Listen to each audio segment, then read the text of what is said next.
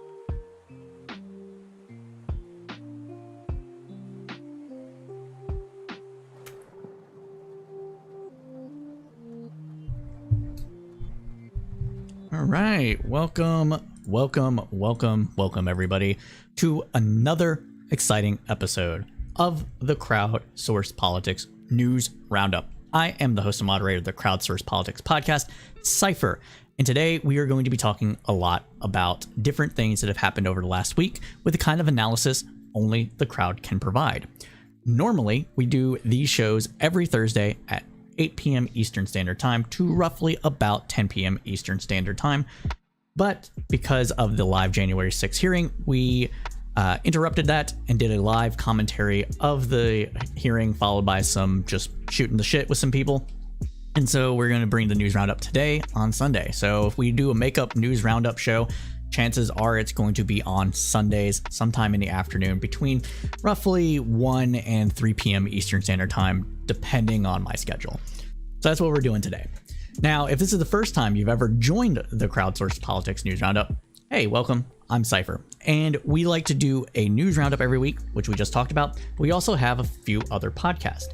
First up is Cypher State. Cypher State is a foreign affairs and foreign policy focused podcast where we bring in different academics, political experts, pundits, talking heads across the political spectrum, including people from Twitch and YouTube, to talk about a particular geopolitical issue that is facing the world. Past episodes have included the Ethiopian Civil War, the uprising in Tigray, the German elections, French elections, Afghanistan, etc. So if that's something that you are interested or would like to participate in, go ahead and reach out to us wherever you find us. One of the easiest ways to do so, though, is, of course, on Twitch at Crowdsourced Poll. You can reach out to us on Twitch and get in on that. And another podcast that we like to do is called Praxis Run. The point of Praxis Run is to find out how and why people put their theory into practical action and application, otherwise known as praxis. We have had 2 episodes so far. First episode was interviewing a person that started a pro-public education group in Georgia. And our second episode was just this couple of weeks ago. And that was interviewing Kay Fellows, who is a pro-life activist, but considers herself to be a leftist.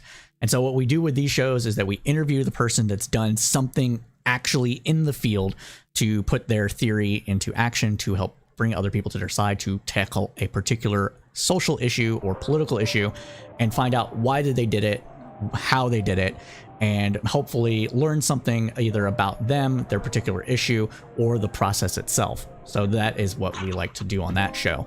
Another point of the show is to tamp down on political vitriol that we all are experiencing now with how partisanly divided this country is, the country being the United States, and try to understand it. Because if you don't understand your opponent or where they're coming from, you can't necessarily effectively fight against them. And that goes for either side of the political spectrum. We're interviewing left-wing, right-wing people. It doesn't matter. We're interviewing everybody except Nazis. There will not be Nazis on our program. So we're doing that. Or anything else that is generally considered to be evil and vile by the vast majority of people. So we won't interview Nazis, racists, etc. But yeah, so if that's something you're interested in, again, reach out to us on Twitch. So without further ado, let's go ahead and get into the show.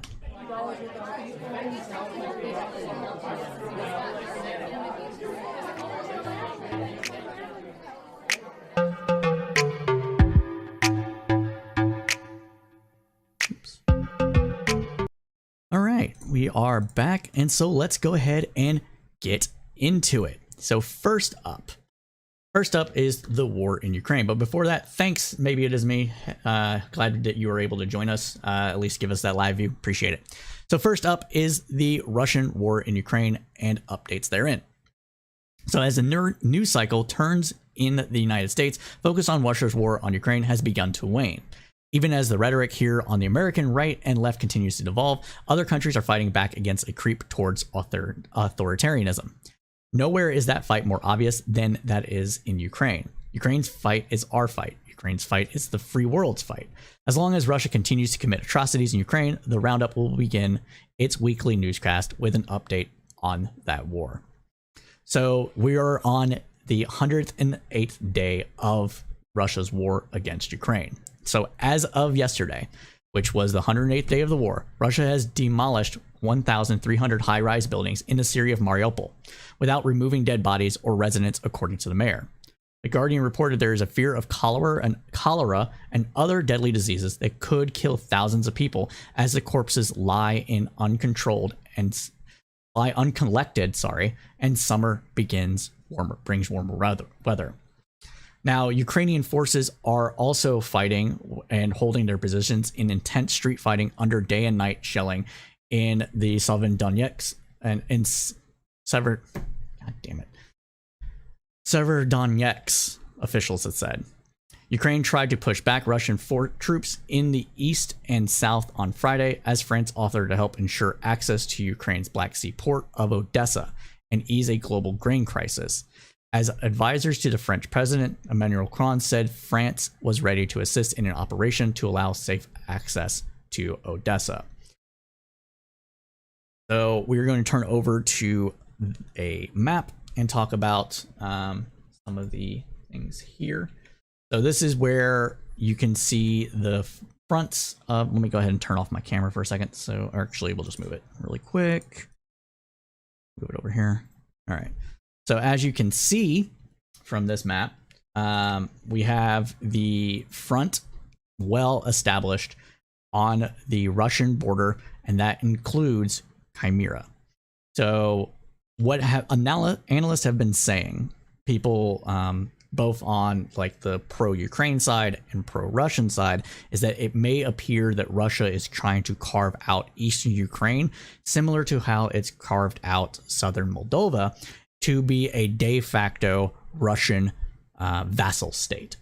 And the primary purpose of that, according to some analysts, is to ensure a land bridge to Crimea is maintained in order to make it easier for Russia to access its naval base there.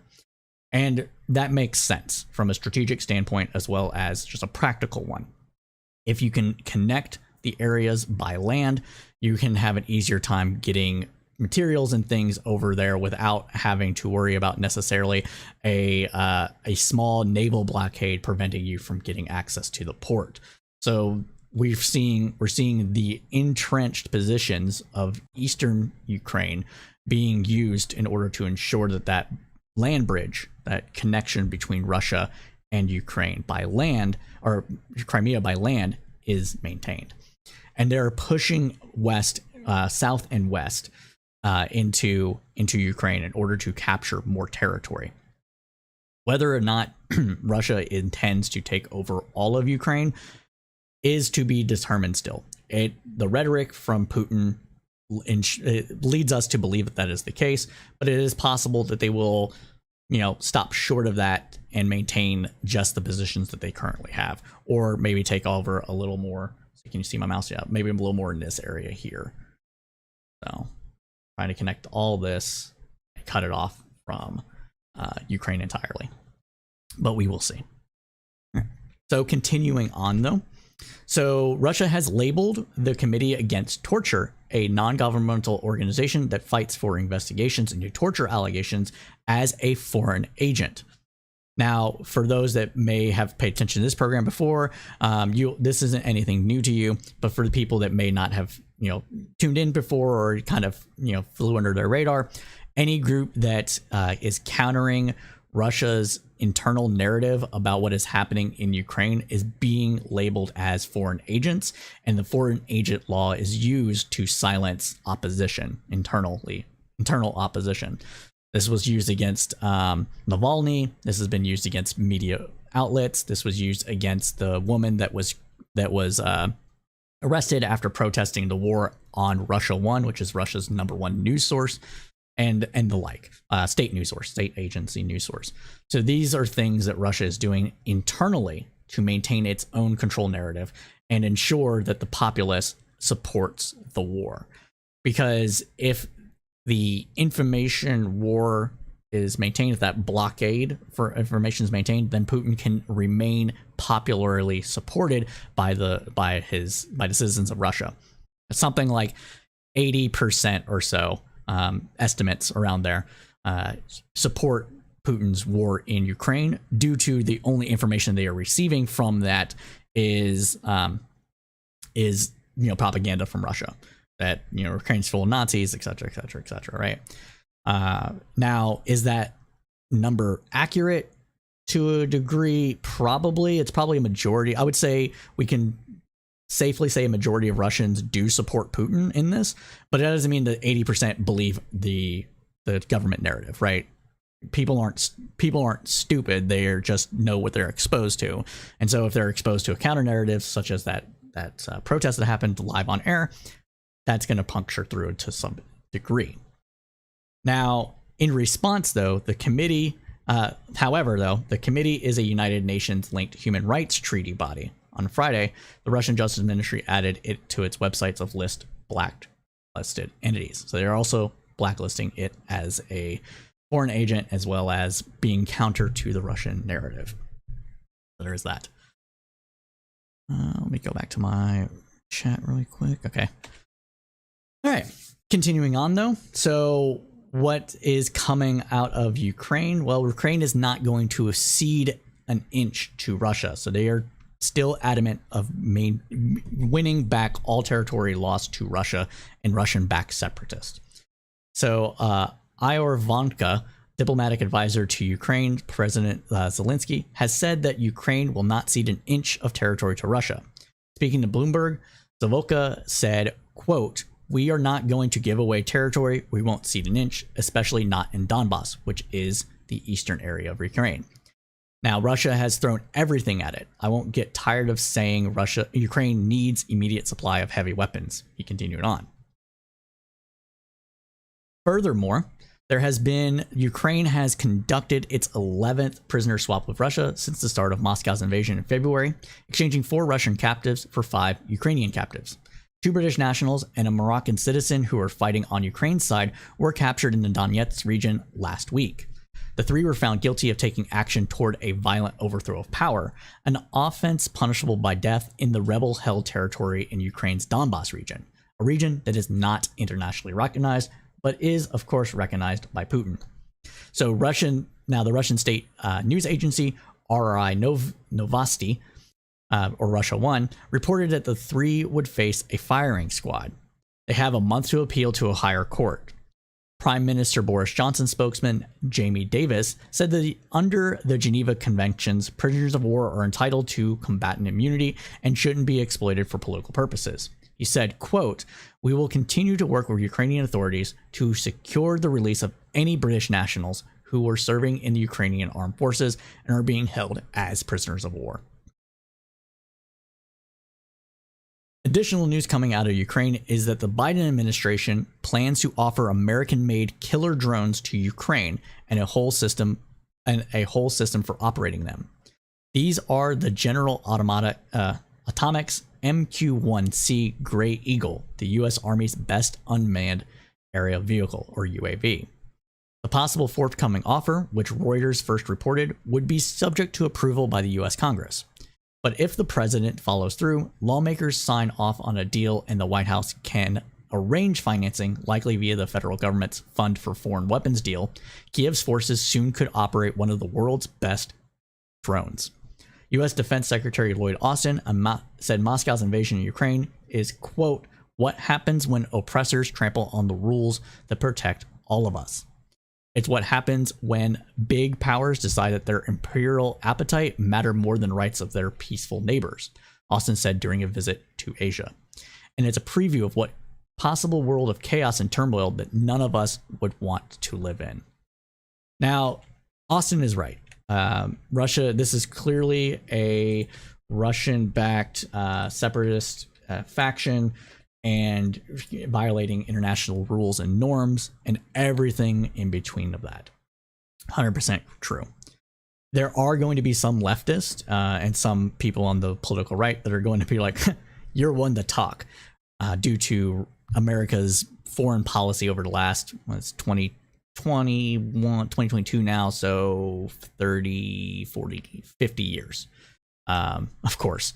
And that is, I mean, no one really cares about it, right? And the like, but no one really cares about hypocrisy too much. But it is going to be something that's going to stick a little bit. So that should be also stated. Continuing on, though, Ukraine's President Vladimir Zelensky warned yesterday that the Russian-Ukraine war could set the future rules for the world. Not entirely wrong there either. In remarks at the Shangri-La dialogue in Singapore, he warned that these norms could be permanently threatened by the outcome of the war. Zelensky explained that the West's support of Ukraine does more than just protect his country's borders and independence, but that the future of global norms could hinge on that support. Quote, I am grateful for your support, but this support is not only for Ukraine, but for you as well, the Ukrainian president said, according to Reuters. It is on the battlefields of Ukraine that your future rules of this world are being decided, along with the boundaries of the possible.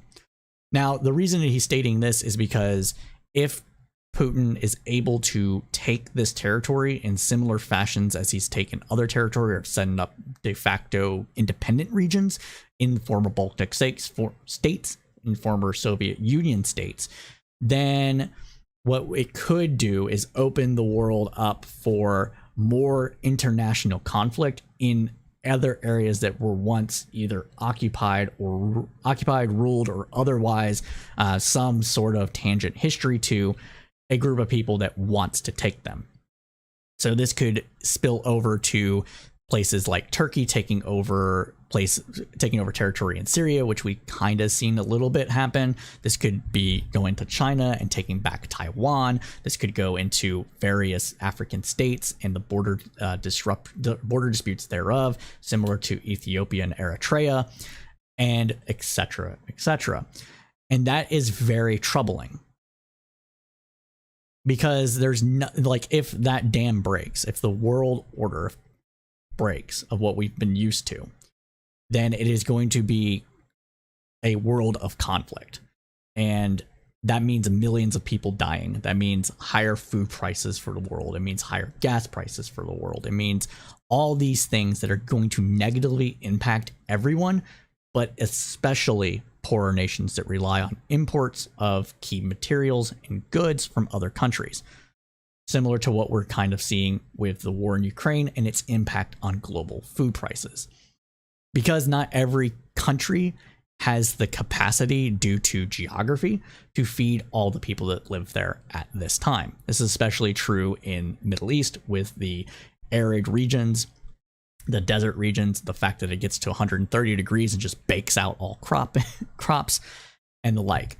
And if we don't want to see increased global conflict and the negative ramifications thereof, we should want to see what is going on in Ukraine to stop as soon as possible, but not only stop as soon as possible, stop in such a way that Putin pays a price. Because if he doesn't pay a price, similar to not paying a price in previous excursions, then there's not going to be anyone. There's other dictators and dictators and countries with empire ambition are going to do similar things, because they will see this and they will say, there's nobody that can stop this from happening.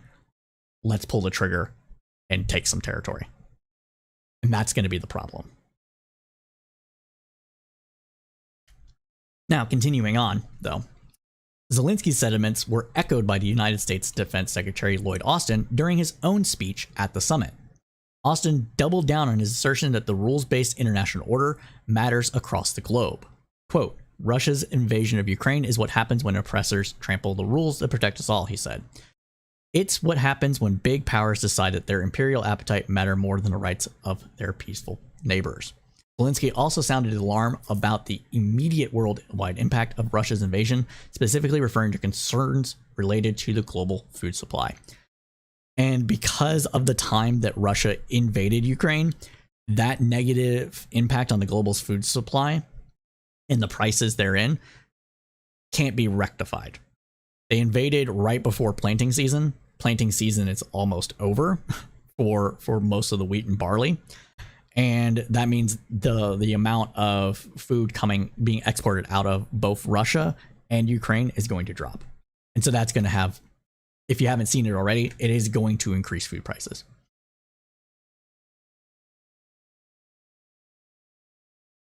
And finally on our Ukraine excursion here, Putin has finally admitted the real reason for the invasion.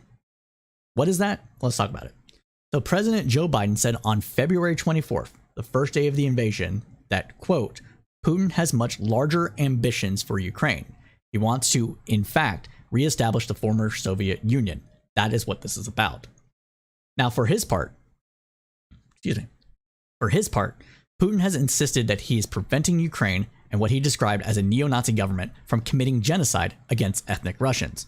Total bullshit. However, this past Thursday, the Russian president finally said the quiet part out loud, saying publicly, for the first time, his invasion of Ukraine is about expanding Russian territory, which we all knew, but good to hear it. Speaking with students after visiting an exposition about Peter the Great, which is what Putin aspires to be, Russia's first emperor who was credited with making Russia a major power in the early 18th century, Putin compared himself to the ruler and said they were both destined to expand Russia. Clearly, quote, "Clearly, it fell to our lot to return and reinforce as well," he said. And if we operate on the premise that these basic values constitute the basis of our existence, we will certainly succeed in achieving our goals, which is to expand territory and make Russia great again. Because that's what this is all about. It's about returning to a former glorious past and, I don't know, being remembered through all of history. I don't know the exact reasons for this. I'm not a psychoanalyst. I don't know Putin. But if I had to guess, it's part of it. It's part of it. Because only the greats in Russia are remembered. And, yeah, why wouldn't Putin want to be one of the greats, given everything we know about him? But that wraps up our talk about Ukraine.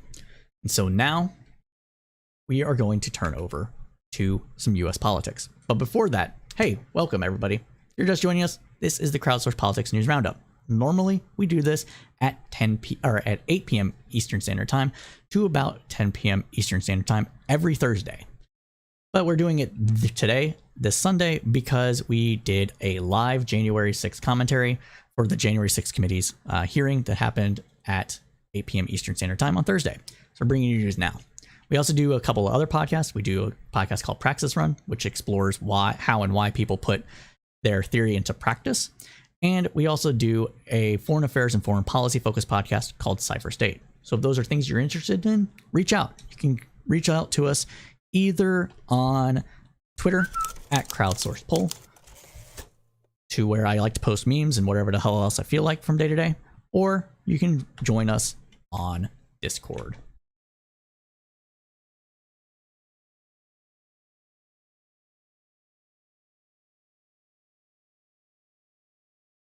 Okay, so I'm going to push back on this really quick a little bit. I just saw this comment because for whatever reason, I'm not seeing these comments as they're coming in exactly. So, all right, so Armed With My Opinion says, you don't know yet. You come up with some Reddit tier explanation about Putin wanting to be remembered rather than the more logical explanation that Ukraine was shelling the Donbass region since 2014 and Russia chose to intervene to stop that, protect its geopolitical interests.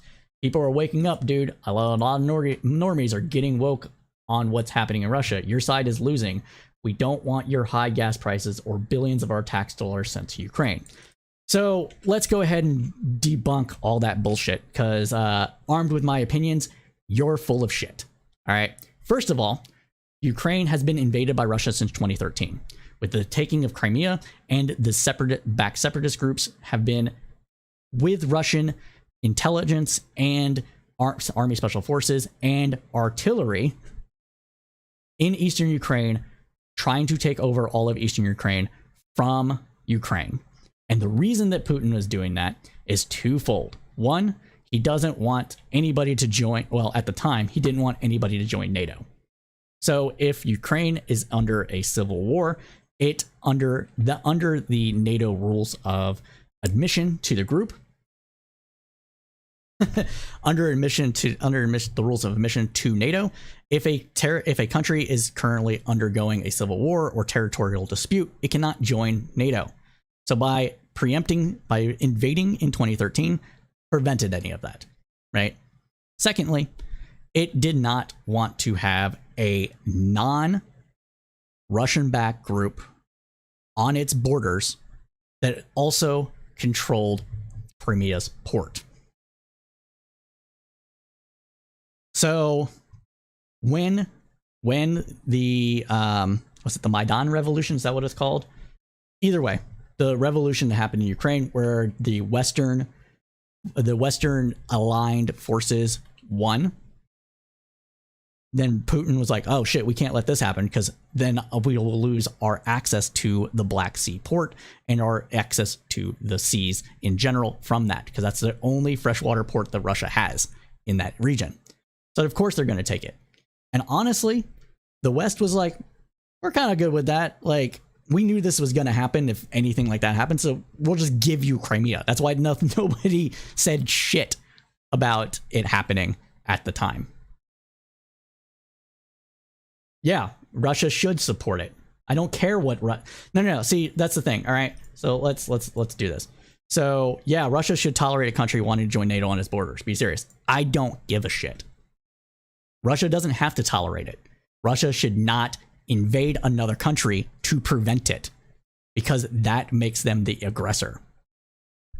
And there wasn't even any possibility at the time of Ukraine joining NATO, because the rest of Europe was against it, because they didn't want Putin to shut off the gas lines.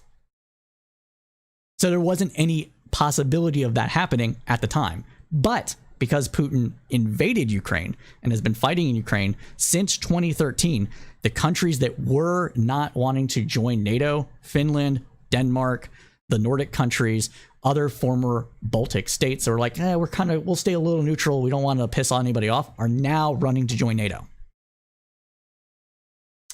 So yeah, I think I have successfully debunked this. Hey, Tiberius D, welcome. Do you want to jump in here real quick and say a piece about the war in Ukraine? You do? We can do that.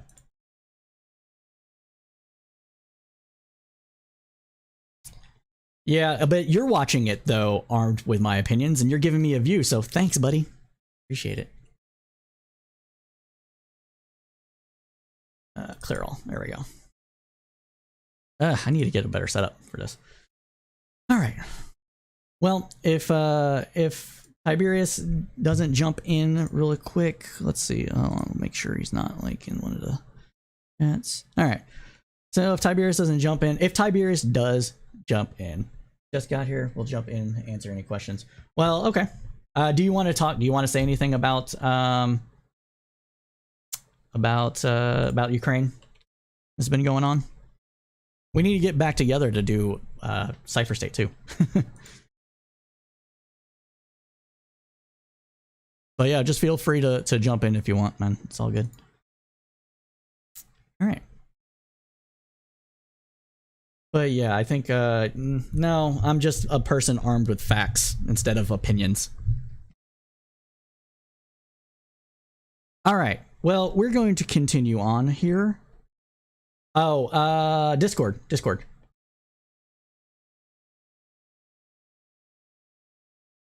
Or we will wait for Tiberius. Oh, he's in the guest waiting room. Cool. All right, pulled him in. Do you want to be on camera, man? Yeah. Give me just a minute to fix that all up. I'm sure. My setup a little off. No worries. Let me go ahead and yeah. So Tiberius is going to join us to talk a little bit about this before we continue on with the news roundup. So just give us a second while we fix our stuff. Absolutely, I do appreciate it. By the way, although sure. I'm kind of in one of those weird situations where I kind of just rolled in. I was like, "Hey, how you doing? It's good to see you." And then you're like, "Hey, you want to come on?" I'm like, "Sure."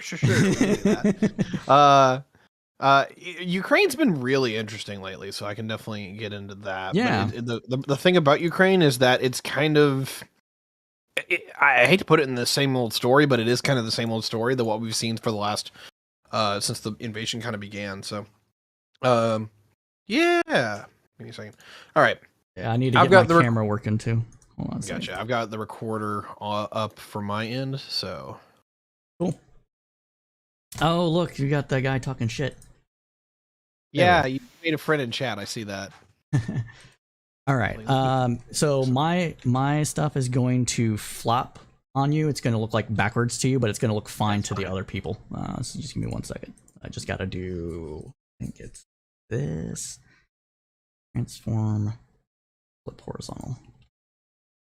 All right. Huh.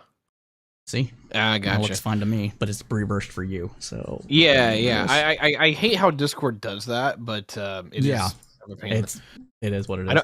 I don't know why they haven't fixed that. I really don't. Boom. All right. give her to chat. Welcome, hey everybody. You can see us on this now. So welcome, Tiberius. How you been? I've been all right. How about yourself? Been pretty very decent. busy. Yeah, same, Very same. busy. Honestly. So I see. Go ahead. I was just gonna say thank you for having me on the CSP Roundup. We haven't been here for a while, and I do appreciate it. We were just talking a moment ago about how we miss doing the Cipher State, which we've got a huge update on Ethiopia. Whenever we get that started back up, is like Tigray, Ethiopia, which was I think episode 4 for us, has evolved in a way that I didn't quite expect it to. Although I'm not an expert in that region, but today.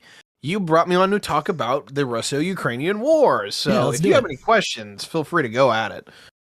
So just let's piggyback off of some of the stuff that this commenter had said. Like, what do you think? Anything I said was incorrect? Is there any quibbles you have with it, or? I had literally just got in when you were like, "Oh, hey, Tiberius is here." Like, it was pretty instant. I gotcha. So, I didn't get to hear anything that you said that was like, oh no, but you're pretty good with your facts, so I'm not going to openly be like, hey, you were just full of crap. There's a lot within the Russo-Ukrainian war that I've covered on my channel. I've got a number of videos about it. A lot. If you're watching the show, if you kind of want to know how we got here, there's a Ukrainian history kind of sit rep that you guys can get. I think it's like 50 minutes long, to be honest. And there was also, I think part of that video was, how did the Russians walk into this thinking that they were just going to be able to do what they did and get away with it? No, that was the thing. That. So if there's anything that we can bounce off on in the chat, we can do that. If there's any questions from you or your community, I'd appreciate that too. Because I can just talk about this for hours. So you and me both. So one of the things that I wanted to get your perspective on is kind of there's been this growing.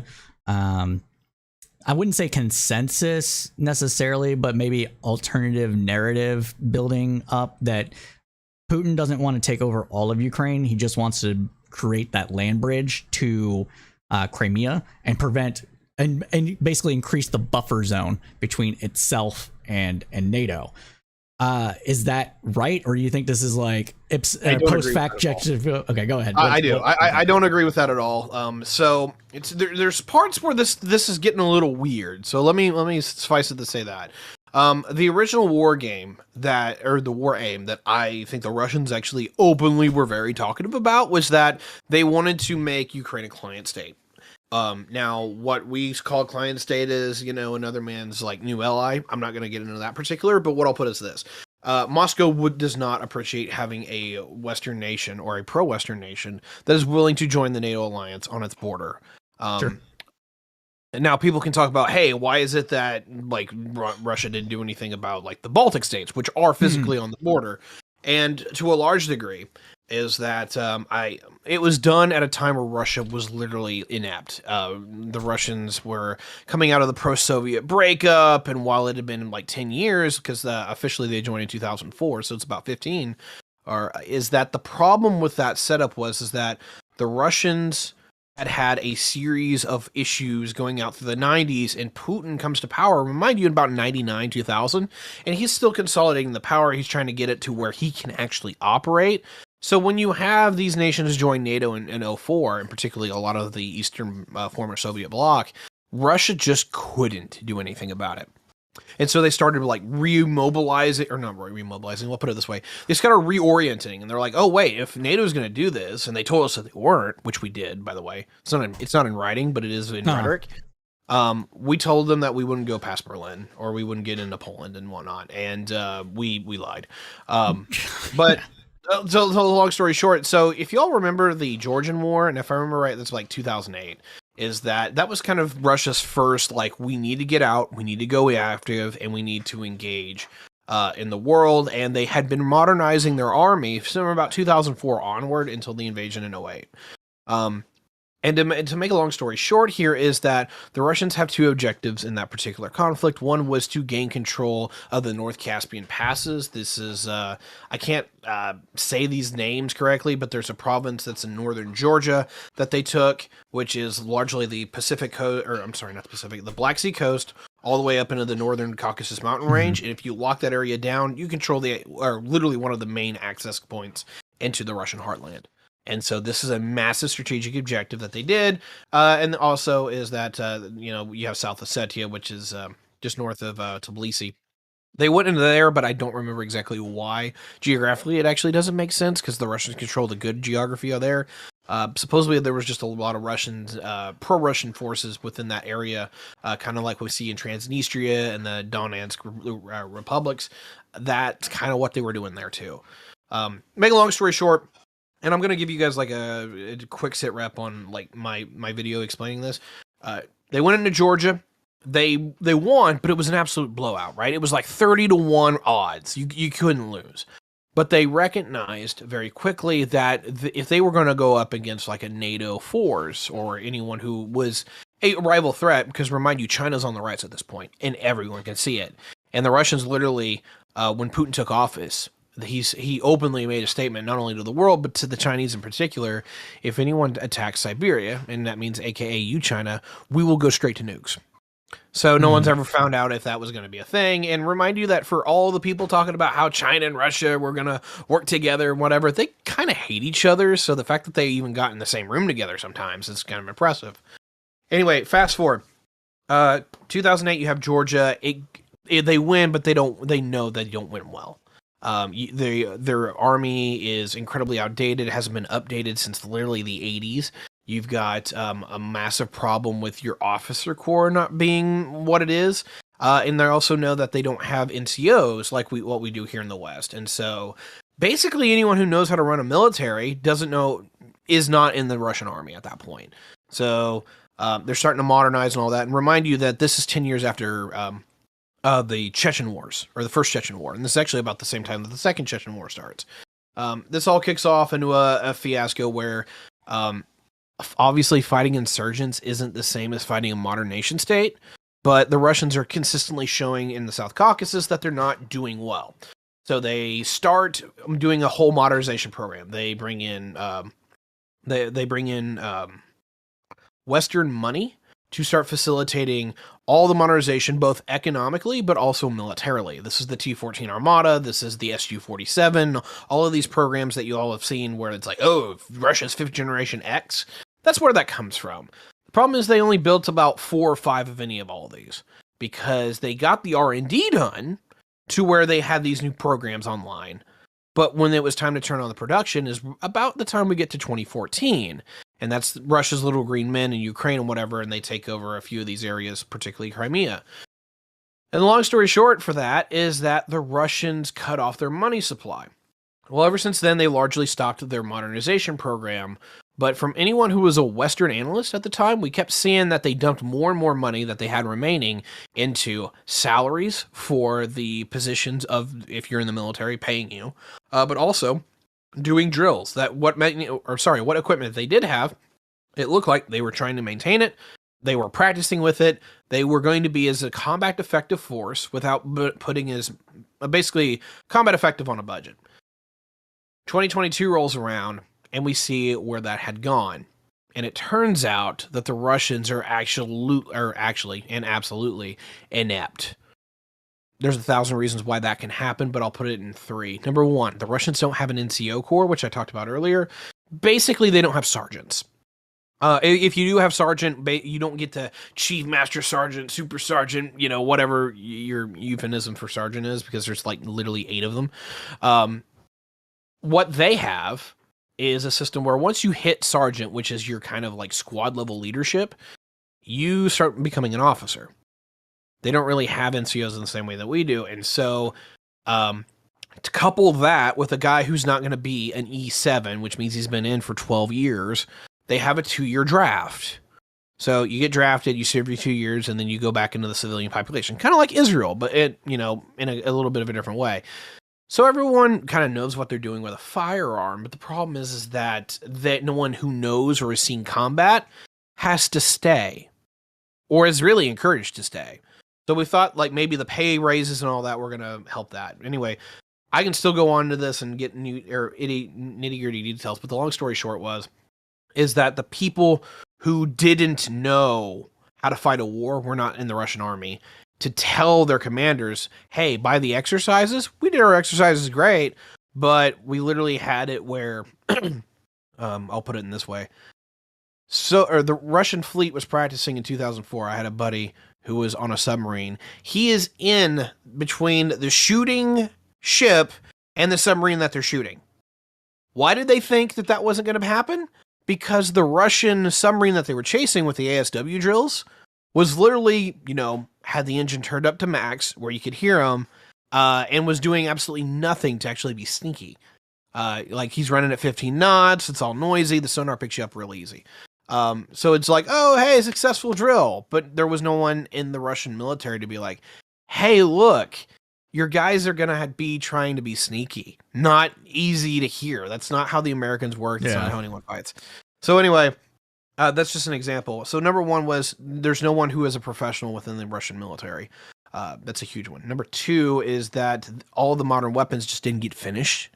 So even if they didn't have like a super combat effective force, is that all these new things, like, this 5th generation fighter that you see in the new Top Gun movie, that's Russian. That's based off of real craft. There's only 4 of them. There's more in the movie. There's more in the movie than there is in real life. So make fun of that what you will. Number 3 is that all of their stuff that they did have and that they still technically do have was not being maintained. And that's actually the surprising one. We really thought that, they were going to be using their stuff and that they still had, because they had 12,000 tanks in reserve. Yeah, 12,000. We thought they were at least doing their maintenance on them because, they were using them in the exercises. And it's almost like they've used all their good stuff in the exercises. And then when they actually had to break out like the 2nd generation stuff, like they had tires that had been exposed by the sun for like 20 years, and they just broke down immediately. Yeah, just rot. They literally dry rotted. So anyway, there's 1,000 reasons why this went to hell for the Russians, but there's a whole other story on how Ukrainians are doing way better than anyone thought. Yeah. So that's kind of how we got here. They're kind of training for it for the last 10 years or more. It really kicked off in 2014, and what happened, which a lot of people didn't realize, was that before 2014, Ukraine really isn't a country. It's largely the eastern half on the Dnieper is pro-Russian, the western half is pro-Western, but like these are not Ukrainians in their historical context. It's weird. They don't have that national identity. Yeah. Unironically, yes, they don't. Yeah. The Eastern Ukraine was largely thought of itself as like the brothers to Russia, and like there's a reason why the Luhansk republics actually fired off. There's a reason why the Russians can walk into Crimea and just no one shoots at them. Right. I mean, that's what happens when you have like Russia did this purposefully, right? During the Soviet Union, not export, what is it? They moved people into these areas. So, like, of course they are. They're ethnically Russian, and historically they're Russians. Like, they're not Russian Ukrainians.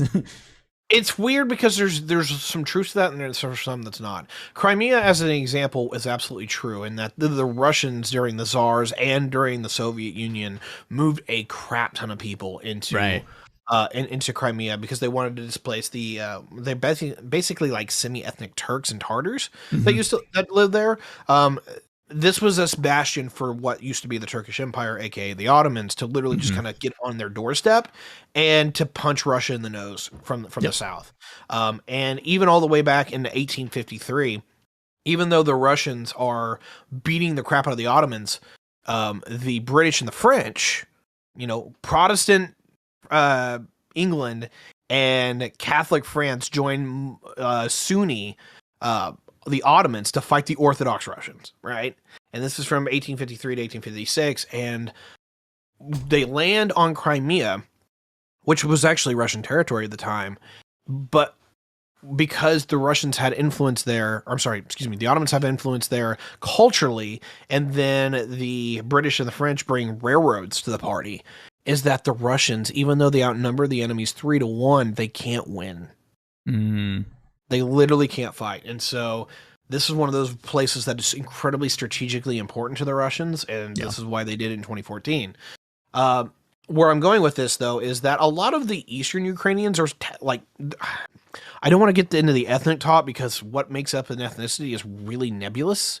And that gets into things, and it also gets into things that people get really upset about. Like, this gets into ethno-nationalism really quickly. It also gets into like, what is it, blood drop purity tests and genetics and all that stuff. So I'm not going to touch that because I don't even know about half of it anyway. What I do know is that a lot of these people technically do not qualify as ethnically Russian, but they qualify as linguistically Russian, in the regards that they are most likely bilingual and that they will speak Ukrainian and Russian, but Russian actually is a 50-50 chance that's their first language. And so while they're not ethnically Russian, at least by what I've been told, they are linguistically and culturally Russian. And so that's why a lot of people were really, really afraid that the eastern half of the country was just going to flip and just be pro-Russian from the outset of the war. Turns out those people were driven away from the Russians. Yeah. And if anyone needs a little history here, basically the western half of Ukraine used to be called Ruthenia. That is the home of the Ukrainian people writ large. Eastern Ukraine is largely ethnically Ukrainian, but has been ruled by the Russians for the better part of 350 years. Yeah, and so it's another. And so it's been really just infected, if you will. Anyway, make a long story short with this, a lot of people thought that Eastern Ukraine, being pro-Russian, having those ties, was going to flip. But it turns out since the 2014 invasion is that they've really worn out their entirety of their welcome. Yeah. Because people like who used to kind of agree with them, aka the Azov Battalion, became the most anti-Russian forces out there. Unironically, the people who were the most pro-Russian in 2013 became the most anti-Russian because they are hyper-nationalists. They have a lot of these ideas, but whenever your friends and family are getting bombed by Russians or Russian-supported supported friends, it makes you look bad. And outside of Kharkiv, the two major areas that were populated within this region are Luhansk and Donetsk, which literally got ripped in half. Yeah. So most of the population was in the war zone. So anyone who is in Eastern Ukraine who thought they might have a friend in the Russians found out very quickly that wasn't the case. And not only that, I mean, Russia has prevented, like, Russia's like, we'll provide corridors for people to escape, and then not done it, and instead shelled some of it, like they've right? or worse is that they open it up and then they literally open fire on people. As soon as these people start passing through. And I don't know. I'm not gonna say that this was an on purpose thing, but it doesn't matter if it was, because once you do that, it doesn't matter if it was fog of war or not. It's gonna turn people against you, right? So, well, the Russians have done very, very well in it, showing that. Basically, one of the big talking points for Germany during World War II is that they were going to unite all of the German people that were scattered over Eastern Europe. Yeah, because a lot of people don't realize that the Russians have been arguing for a while that that's what they were going to do. That's what they want to do. Yeah, no, is that like 2010? Is that they wanted to pull like anyone who is ethnically Russian, whether you were in Kazakhstan or Ukraine or any of the former Soviet states or satellite states, is that they wanted to bring you into like the true Russian heartland. And now everyone knows with what they've been doing in Eastern Ukraine that they don't give a crap if you're ethnically Russian. That's a lie. They don't care. You're related to people who are fighting against us. Well, we have to murder you. That's what the Art of War says. Leave no survivors behind. We're gonna follow that policy. Oh man, it's all bad. Not wrong. So. Anyway, so that kind of addresses how we got here. After that is just like what's been going on. Month one was predominated by what the Russians thought was going to be a cakewalk, and they were literally going to walk over and take everything like they did in 2014. It turns out that didn't be true. We saw them make their initial advances. They figured out where they were making advances and where they weren't. And we saw something that one, no one expected, but two, even when it happened, a lot of people were like, something's up.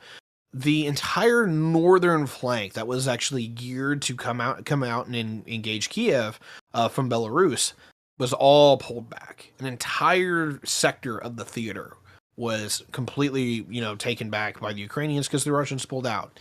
Well, those forces were moved down to the Kharkiv front. And the Russians did something that we really didn't think would happen. and that they actually are going for a more consistent hammer blow.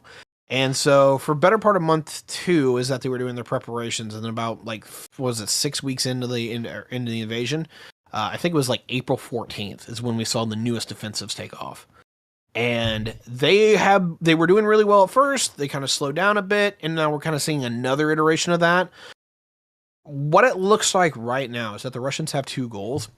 One, they want to encircle as many Ukrainian forces as they possibly can, and they're getting a little better at it. The other part is that they are gunning to turn Ukraine into a landlocked country, because the places that they have been the most successful is down by the Black Sea coast. Supposedly Mariupol has finally fallen. I keep hearing contradictory claims about that for the last 2 months. So we'll see. But Russians were actually having the most effect in the south. And what they figure that they can do is if they can landlock the country where no one can get to Odessa in particular, you're going to really slow down the weapon deliveries that are going to Ukraine, and you can siphon them off. Number one, that's probably true. The other part here that's actually a bigger deal is that the West is actually running out of weapons to give them. Yeah. Which a lot of people aren't talking about.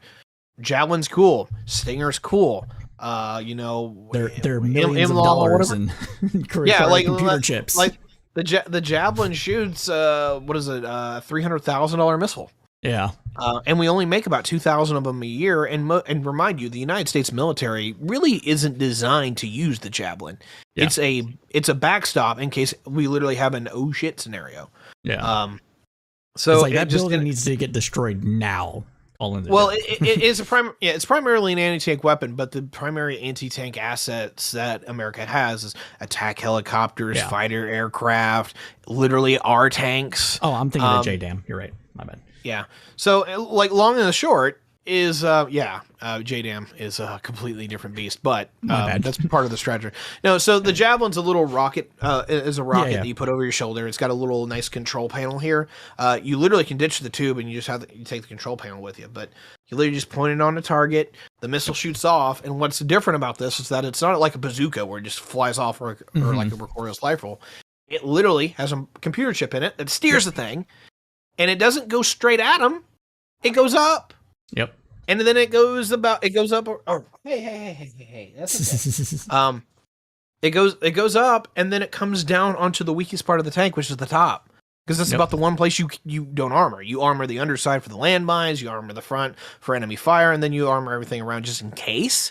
But the top is usually the weakest part, and now we have a weapon to exploit that. The thing about that is that the Americans don't have a lot of those because we don't rely on that as our front line. That's literally if our tanks and our aircraft somehow don't work. So, long story short, we had plenty to give them, but we've literally almost given them all now. And we have to ask what happens when the Ukrainians can't have these super, hyper, incredible weapons that we give them. Do we give them something else? Which is, we're seeing a little bit of that now. We were giving them Excalibur. Yeah, and France has said that they're looking to do some stuff. We just reported on too, so... There is a conversation right now about if we're going to send armored vehicles. Yeah. Or if anyone else is. And right now, I think I can't remember who it was. Somebody openly said they were going to give an entire tank company over. So we'll see where that goes. Yeah, that was somebody who was raising money for that, I saw. I don't remember. I think we reported on it like 2 weeks ago, but I don't remember off the top of my head. We got a question from KOE to you. I just pulled up your stream, or pulled it back up, and it's interesting. Oh, hey, we got North Countryman out here too. That's great. Yeah, great to see you, North Countryman. Go ahead and ask the question. Yeah, so a question for Tiberius. Does it look like the prediction of the devilishly handsome rogue and outlaw Phil KOE's prediction of Berlin Wall 2.0 is going to come true? If so, should he use his psychic powers for good, not evil? So the first question is a lot more simple than the second one. The first question is the Berlin Wall 2.0 coming, or is basically the Iron Curtain coming back, which is probably a more apt statement. Only if the Russians win. And there's two sides with that. Number one, if the Russians don't win, or if they continue this more or less semi-stalemate, because the Russians are still making gains, but they're really slow. the entire purpose of everybody right now is to turn Ukraine into Charlie Wilson's war, aka Afghanistan back in the 80s, where we're sending literally everything and anything we can. That's not slowing down. It's ramping up even more. Like because here's the idea that kind of goes against the second part. Even if the Russians take Ukraine, I don't think they're stopping there. And I think everyone else has come to that conclusion too. They're not. Is that we don't expect the Russians to stop at Ukraine and just be like, all right, we're hunkering down here. We expect a knockdown, drag out fight with US or with NATO forces. Yeah. Now, this is the weird part. We think the Russians know they'll lose. Absolutely. We think we're going to blow them the hell out. And that's what's even scarier, is that the Russians aren't going to go into this with, hey, we're, bleeding you dry, we're kicking your teeth in, or hey, we're in a war and we're both sustaining massive casualties. It's that the Russians are going to walk into this war and get blown out because they have to. And they're going to go to the negotiating table saying, hey, look, we just lost all this. We are going to war. We did go to war. And we're going to throw freaking nukes at you unless you give us what we want. That is the fear that almost everybody has right now. And so the entire idea is that you kill Russia before they exit Ukraine. I don't know if it's going to work, but that's the plan right now. And I'm kind of all on board for it because I think they're right. It's a scary thought, man. I don't know. Yeah.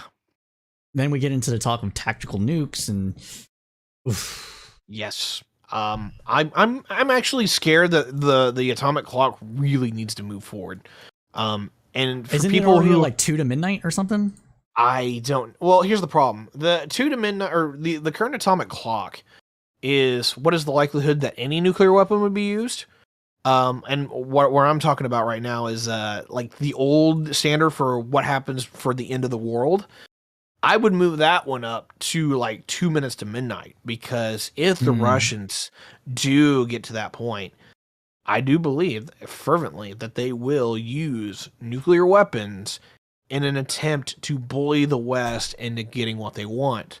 I think the Russians are going to fail in that regard, because in the event that they were to use nukes, I think the West would categorically tell them to get screwed. Like, even if they threaten it, they're not getting anywhere. And I think the Russians really appreciate it because they think we're soft. And actually kind of back that up a little bit, one of the big reasons why the Russians think that we're soft is that we haven't engaged personally. We've economically sanctioned them, we've given them our weapons, but we aren't in the fight ourselves. If we actually did that, and I'm not saying that this doesn't immediately provoke a nuclear response into its own regard, I think the Russians really have a reason to think that we won't do the fighting ourselves. Yeah, I think that's what the rationale. Biden came out and said it. Like, there will be no troops on Ukraine soil other than like training advisors in that 2 or 3 weeks before things like kicked off. And it's because he's like, that will trigger a nuclear war, full stop. Yeah. And we don't want that.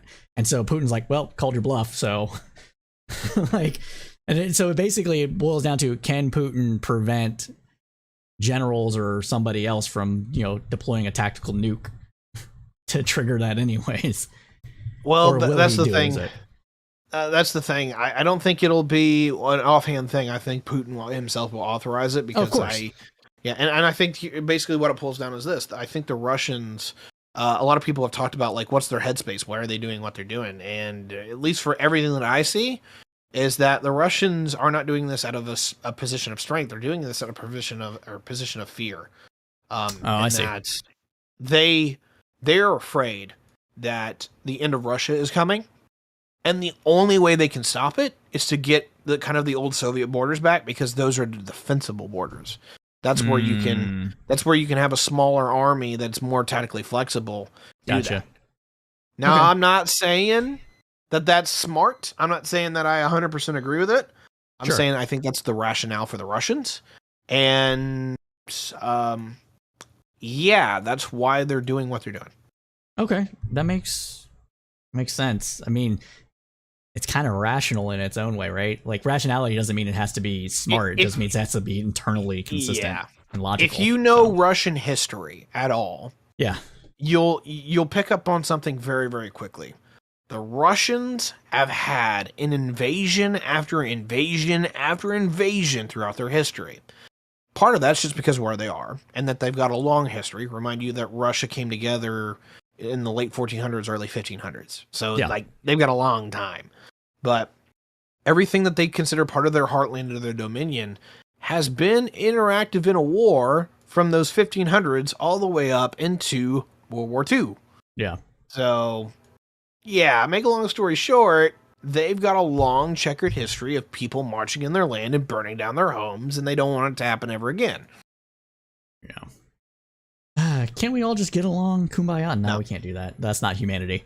Oh, I did look it up. The doom clock is at 100 seconds to midnight. So... Oh, we're doing seconds now. Fantastic. Yeah, it's at seconds. So just under, what is it? Under a minute? 2 minutes? Under 2 minutes. Yeah, 2 minutes. Jeez. So when was this updated? Let me see if date is January 20th of 2022. So it might have moved since then. This is I just pulled the first result on Google from them. So KOE says, hey, that sounds an awful like Berlin Wall 2.0. Lol. So I don't agree with that. Like, either I see that we're literally getting to the point where we're turning Ukraine into the meat grinder, which is an act of hot war, or the Russians win and it's an act of hot war. Right. I don't see this being very cold. I'll put it that way. Yeah. So that's what I take by your meaning there. I mean, the only way I could see this going cold is if Ukraine wins.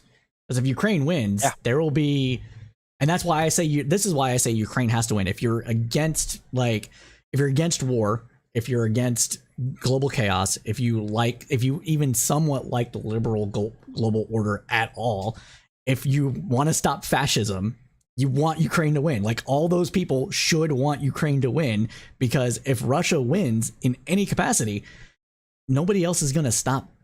Like, other people are going to jump in. They're going to do the similar things across the world because they're like, well, nobody stopped Russia. They're not going to stop us because Russia's even worse than we are. Mm-hmm. Like, I have no reason to believe that this doesn't cascade into another, like, not global conflict per se, but conflict globally, if that makes sense. Yeah, this is on one hand I would say it's scary, but it's kind of even worse than that. Like, we are talking serious levels of possible Armageddon. Yeah. So that's fucking rough. Alarmism. But yeah, unironically, like, I kind of have to be alarmist here, because I don't think the media or Biden, and this is actually one of my biggest criticisms of Biden during this whole thing, is that I don't think anyone's really done their due diligence to go to the American people and say what's on the line here, and not only regarding what we're trying to fight for there, but what the situations are if that loses. Damn media just isn't doing their job. Yeah, I think it's status. Is it? Well, it's not. It's status quo bias, but that's not the term it is. That's what it means. You know what I'm getting at? Like, things are fine right now, so they're going to be fine in the future. Yeah, I think that's there's a level where that is, but I think what it really comes down to is most people are most in the media and in government are just like, we don't want to get everyone panicked. And I'm like, guys, this is one of those deals where if people panic, they kind of need to, because shit's getting real. It's not 1990, or sorry, it's not 1995 anymore. Yeah, it's, the history is here again. Things are happening, and no, I'm serious. Like, no, I'm laughing because I get the joke. Like, the end of history is not. Oh yeah, like a lot of people back in the 1990s were openly saying, like, was this the end of history? Yeah. And the reality that Fukuyama, is that his name? I can't remember. But anyway, the long and the short for that, I really want to appreciate your audience, if they're still listening to me ramble on, is that we had a nice lull. And I get it. If you're a millennial, you're born literally as this happens, or right before it happens. And so you grew up into an era that the globe is one of the most peaceful places ever. You forget Serbia, forget, what's happened in Africa, is that you haven't had major industrial nations going at it, killing millions upon millions of people. Yeah. That's not really what's been going on. But now we're seeing that kind of come back. And people keep acting like, oh, well, nations don't invade each other anymore. Like, Russia's just absolutely degenerate at this point. And I'm like, no, this is what most of history looks like. Yeah. And if you want to believe that we've kind of turned the corner and everyone's going to sing Kumbaya, that's great. 100%. I don't agree with it. And the reason why is Europe's kind of been here before. Europe had the Peace of Westphalia. Europe had the Concert of Europe. These are nice for a while, but then they eventually go away. And if you're looking at what's happening within Europe, whether it's the anti-EU sentiment, whether it's the anti-immigration sentiment, whether it's the bad economic outcomes, whether it's bad poor demography, there's 1,000 reasons boiling up in Europe to where people not only are going to have massive issues, but may even have, what do you call it? They're going to have a confarction, if you want to put it in that regard. Okay. To where, you go to war. And, I mean, guys, don't get me wrong. It's really cool that the British and the French are together and the best of friends ever. But remind you that right now, the Germans or the French are allied. And that was a blood feud. And there's a lot of reasons why that blood feud could come back. So, don't even get me started on the polls. I hate everybody. I'm not gonna be as doomer as you. I think that the creation of the ECC, the European EEC, European Economic Coalition Council, is the predate whatever the term was that predated the EU. I think that actually stamped down a lot of these tensions. And North Countryman asked a bit ago, and I told him no, but I'd like to get your. Oh, I'm trying to click on the wrong chat to bring it up. Oops. Sure. So he said, I'll ask the neoliberal question for discussion reasons. Would a borderless Europe help with aggressive nations invading for territory? I told him no, but I'd like to get your thought on that.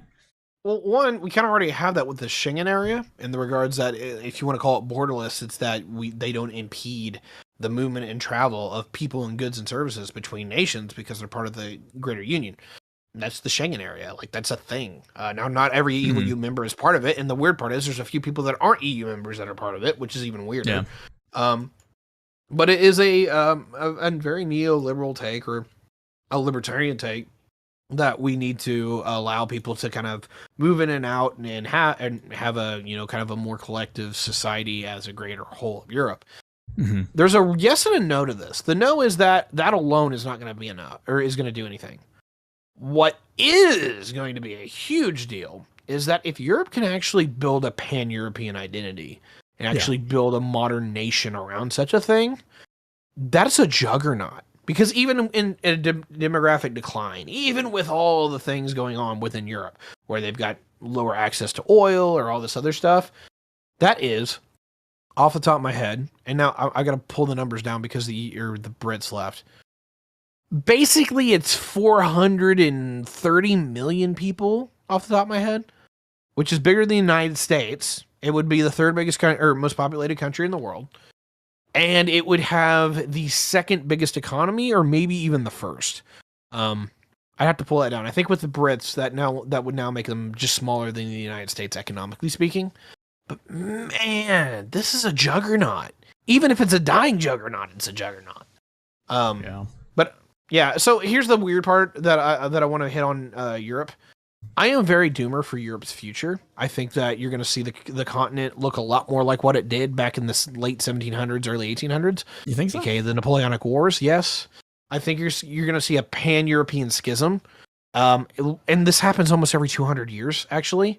200 years ago, we had the Napoleonic Wars, or the French Revolutionary Wars, which are both kind of interrelated.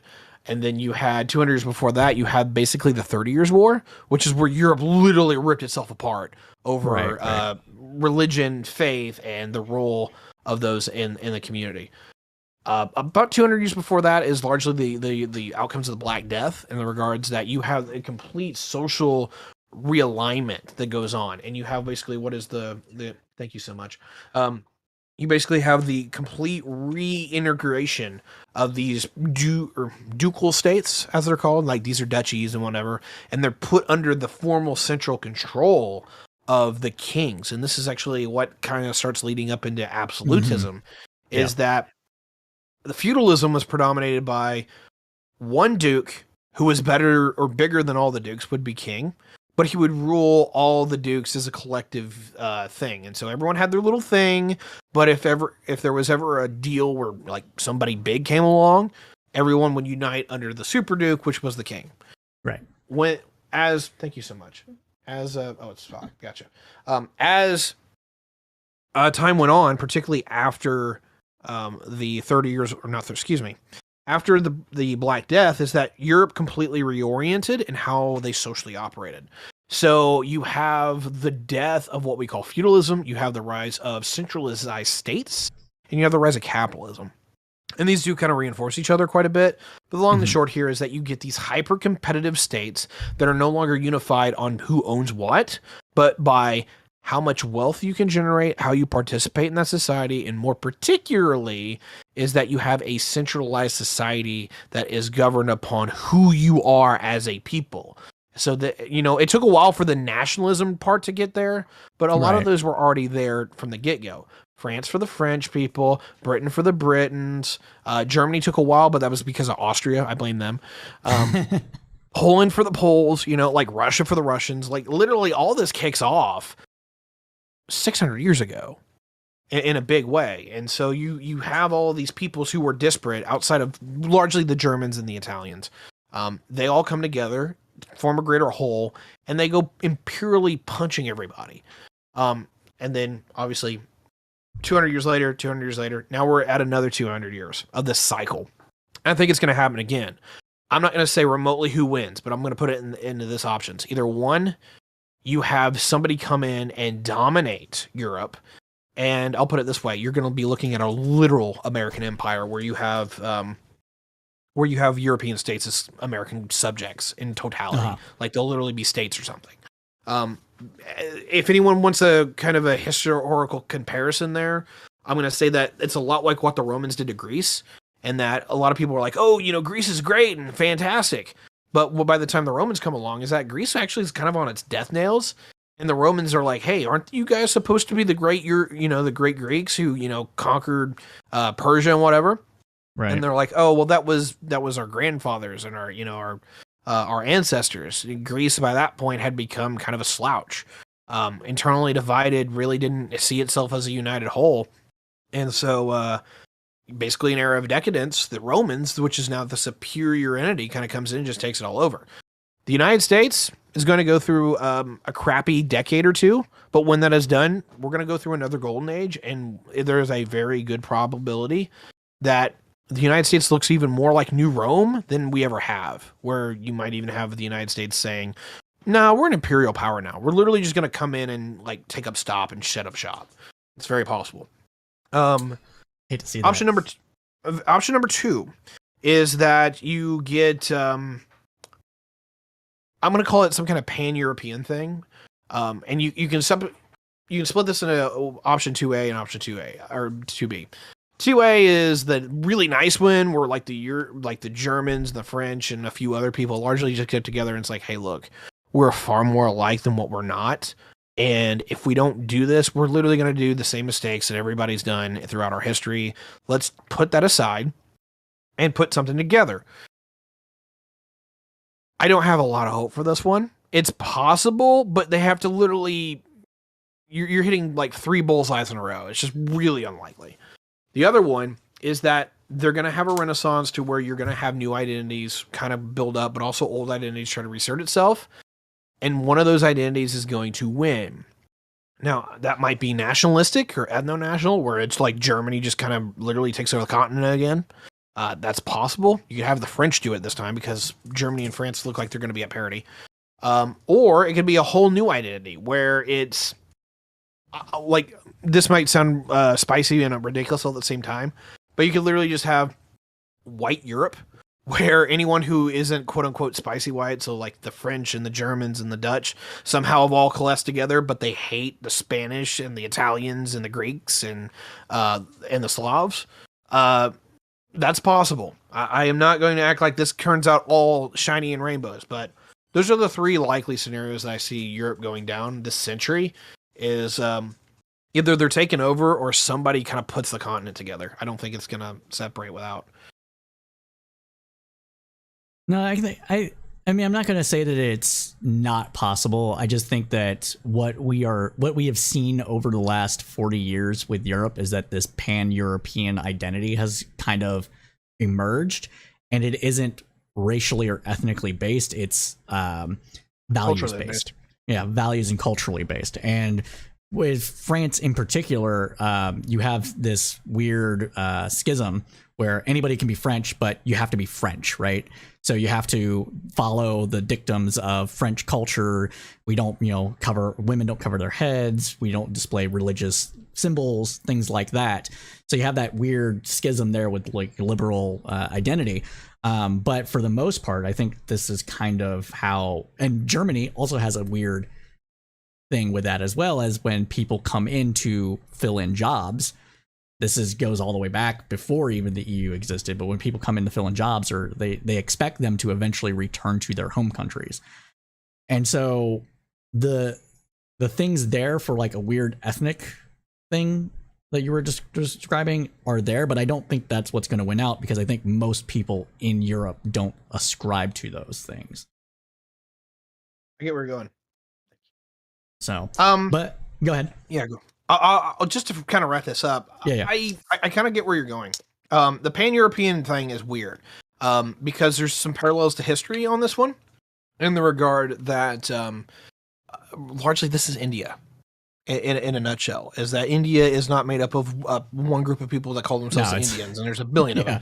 It's literally the most multi-ethnic state on the planet. 400 different distinct ethnicities and like 500 languages, and those numbers are pulling out of the air, but they're not far off. Like, yeah, and like literally 33,000 gods under Hinduism.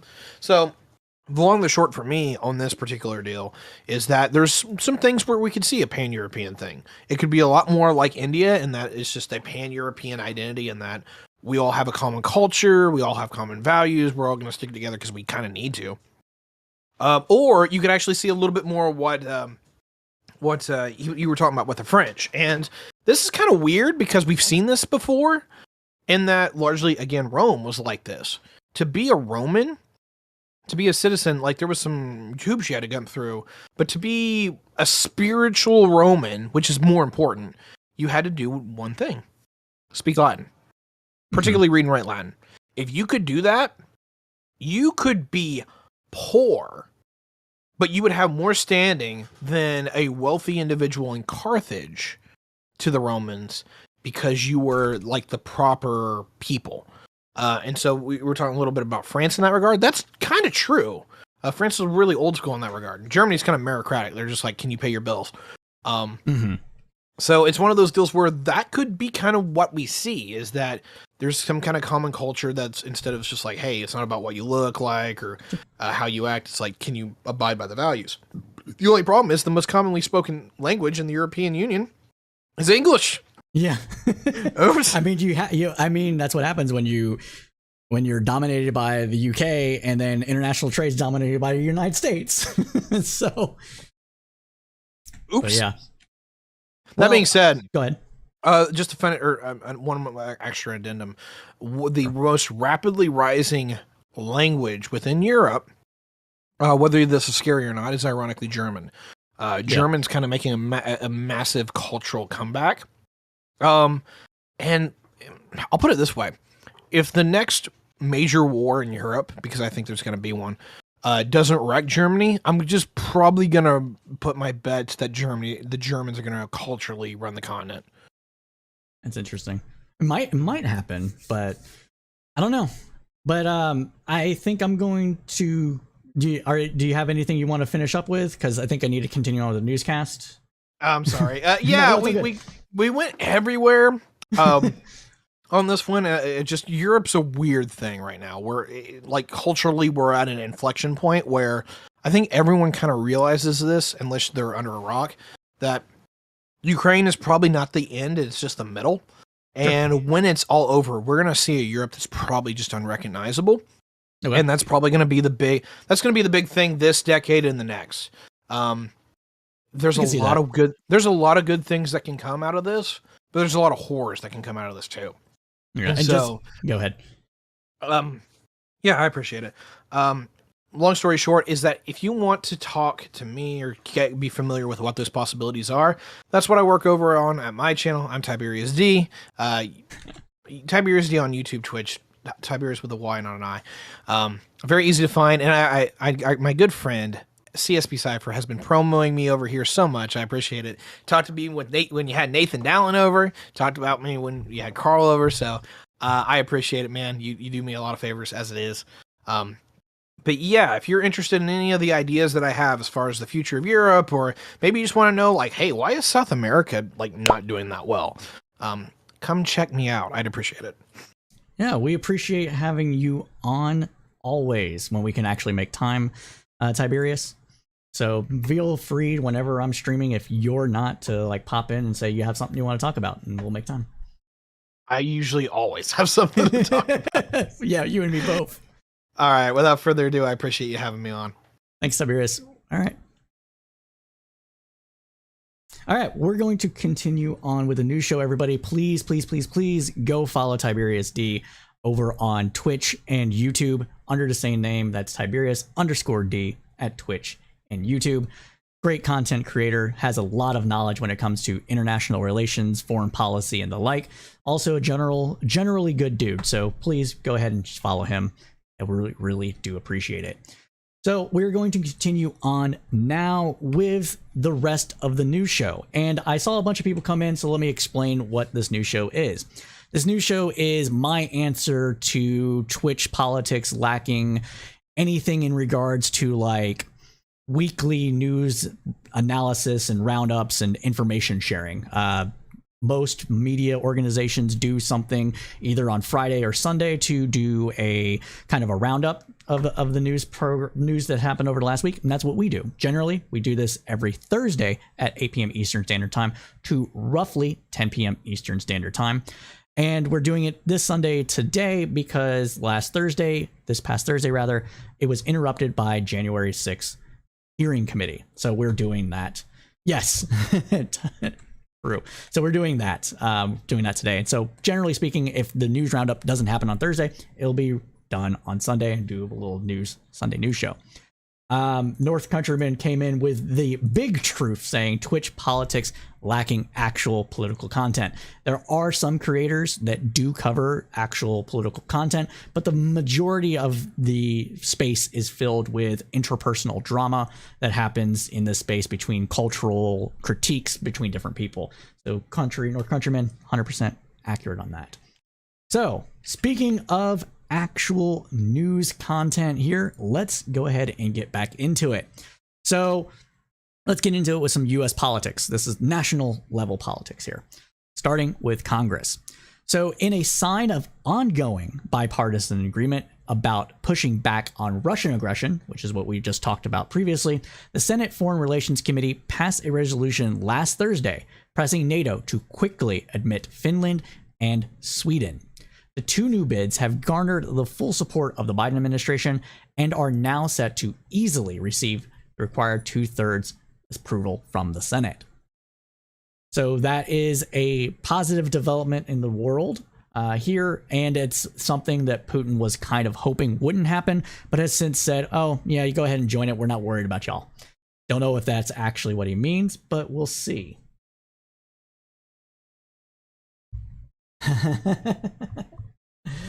No. Okay. So, no, I am not just reading. I'm providing my own commentary to KOE. Like, come on, have some, help me out here, man. Help me out. We put together, me and my producer put together the copy, and we tried to do this. I don't know if it's a weird, strange concept on Twitch or not, but that's what we're doing. But appreciate it. Can't we just talk about the latest Destiny drama? No, I don't pay attention to it, thankfully. So let's continue on with some US politics. Now, this is the evergreen discussion on guns. And for those that may not know me, I am not a gun grabber. I am just moderate when it comes to guns. I don't even want to ban the AR-15, but I do want to see some implemented rules, regulations, changes that might help with gun violence in general. So that's my position here on this. My producer has a different position. We like to include other people, so that is what it is. Now, what we're going to talk about now is what the U.S. House of Representatives is doing.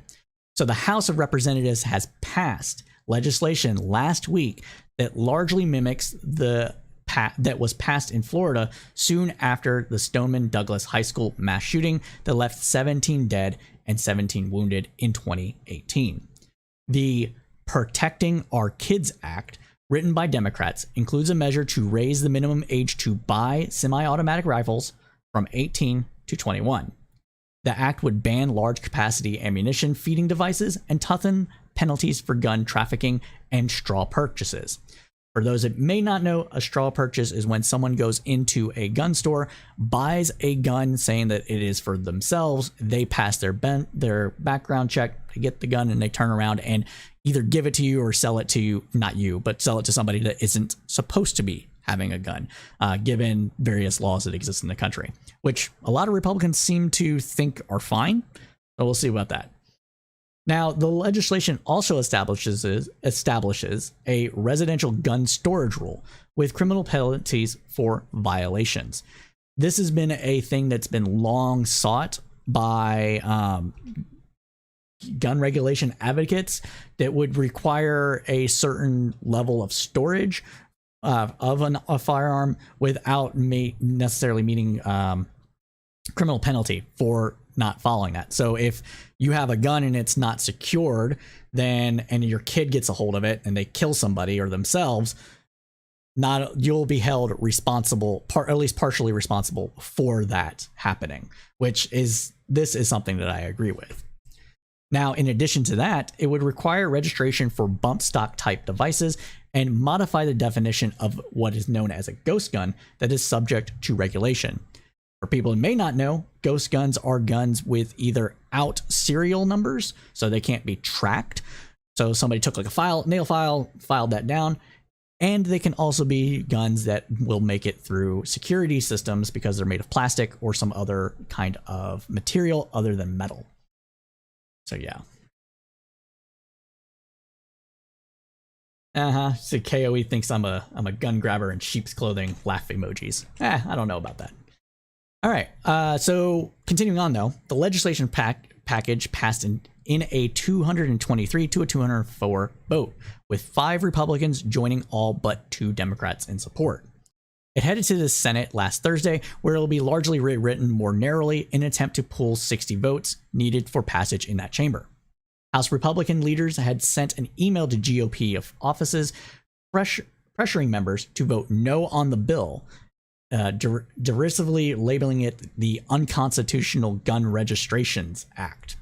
Republicans face more pressure to back tougher laws after recent shootings, including the massacre at Robb Elementary School in Uvalde, Texas, that shocked the nation.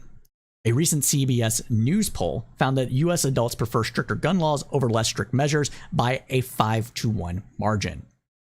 In the poll, 77% of respondents said that minimum age to buy semi-automatic rifles, like the AR-15, should be 21, if not older. Senate Democrats say that they are, quote, very close to an agreement with Republican Senator John Cornyn, but Democrat and Republican staff still needs time to hammer out differences over language. And when it comes to the law, language is very important. Quote, there's not an agreement until we agree on everything, Cornyn told reporters Thursday afternoon. We've narrowed the issues down considerably, which means taking the scope from the House and tailoring it to what can pass in the Senate. Now, Schumer said soon after a gunman killed 19 children and 2 adults in Uvalde that he would give Republicans only a short amount of time to come to compromise legislation before he'd begin to force them to vote on gun proposals or gun control proposals. Republicans want to create a tax incentive for the sale of safe storage equipment, while Democrats want to also add mandates for safe storage. Essentially, if Republicans are saying, well, if we're going to require people to do this and it's a constitutional right to own a gun, then they shouldn't pay for it out of pocket, or at least pay for it all out of pocket. If Republicans can get on board with that, maybe that's not so bad. Personally, I don't like giving over money to large corporations in the forms of tax credits for things unless it's something that's 100% needed in order to generate business activity and around that issue. So something like this might actually be good. All right, so turning over to some of the comments from this topic, we have Chinchilla asking, did they patch the gun show loophole yet? No, they have not patched that yet, although that is one of the things that might actually be patched within this legislation. So for people that do not know, the gun show loophole is what it is colloquially known as, but essentially it is this idea that if you buy from a private seller, you do not need to undergo a background check for that sale to be legal. So if I am a person that only sells, I don't know what the exact, I don't know the exact number of guns. There's so many guns that you can sell privately every year before you're considered to be a guns dealer legally, and therefore have to register with the government and get an FFL, federal firearms license. Yes, an FFL license to deal with weapons. And so they call it the gun show loophole because a lot of gun shows have private sellers, collectors, and the like go to these shows and, broadly advertise no background check required. Come buy your gun here. And they just, they have like 30 guns on hand or whatever, and they do this once a year and they sell those guns there. And so they have to monitor how many guns they sell to not run afoul of the FFL legislation, but it doesn't require a background check. And so since it doesn't require a background check, then any sale, even if it's to a criminal, is not illegal. So that's one thing. KOE Nation coming out with a comment saying, I don't agree with the 21-year-old minimum requirements. We already have the oldest children in the world in this country. Insurance companies consider you a child until you're 26, for God's sakes. When you join age of majority, are you adult or not? I'm not going to 100% disagree with you on this one. It's the reason why, this is kind of fucked up, but the reason why the age of majority had been lowered from the age of 21 in the United States to the age of 18 is simply because of the Vietnam War and the draft. The Vietnam veterans fought very hard to get the right to vote for 18-year-olds because if you were going to draft us to go fight a war, we should have a say in the matter. And they didn't have one. And so the age for the draft is 18. They got it passed for voting at 18 and becoming in the majority at 18. And that's where we get the rules governing the age of majority at 18. There's been some chip aways at that, similar to the legal drinking age. Legal drinking age was raised to 21 due to actual statistics and analysis done on car crashes, and finding that a lot of people that were driving drunk were under the age of 21, and so they used federal dollars to get states to pass that for highways and things like that. So yeah. And he followed up with talking about, just to put this on the screen real quick because I didn't read it.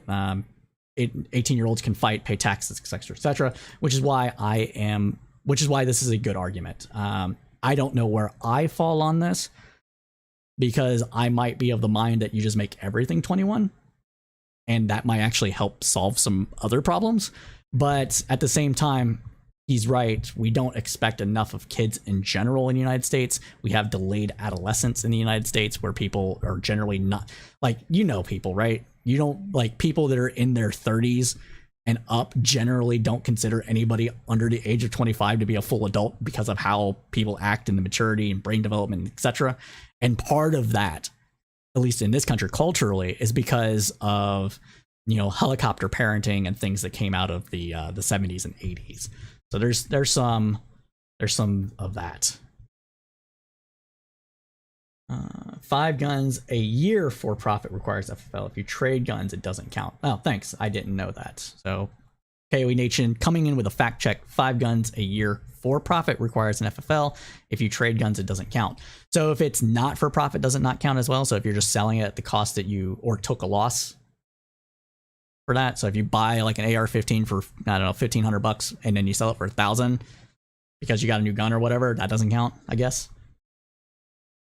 And then one other comment coming in from Chinchilla before we move on to the next segment says, they are on the fence. I want to see the stats of 18 to 21 doing dumb shit with their guns compared to 21 and older. If it's a significant number, young adults fuck up, it might make sense. Just need to see the stats and not in recent shooter dude was 19.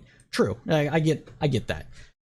Maybe the compromise here could be if you're under the age of 21, you could have to go under an additional screening for that. Maybe that's the compromise that could come out of here. I don't know.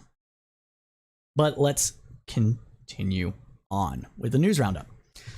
So we're going to skip this next section because we are running out of time. And we're going to go on to the January 6th committee and things that happened from there.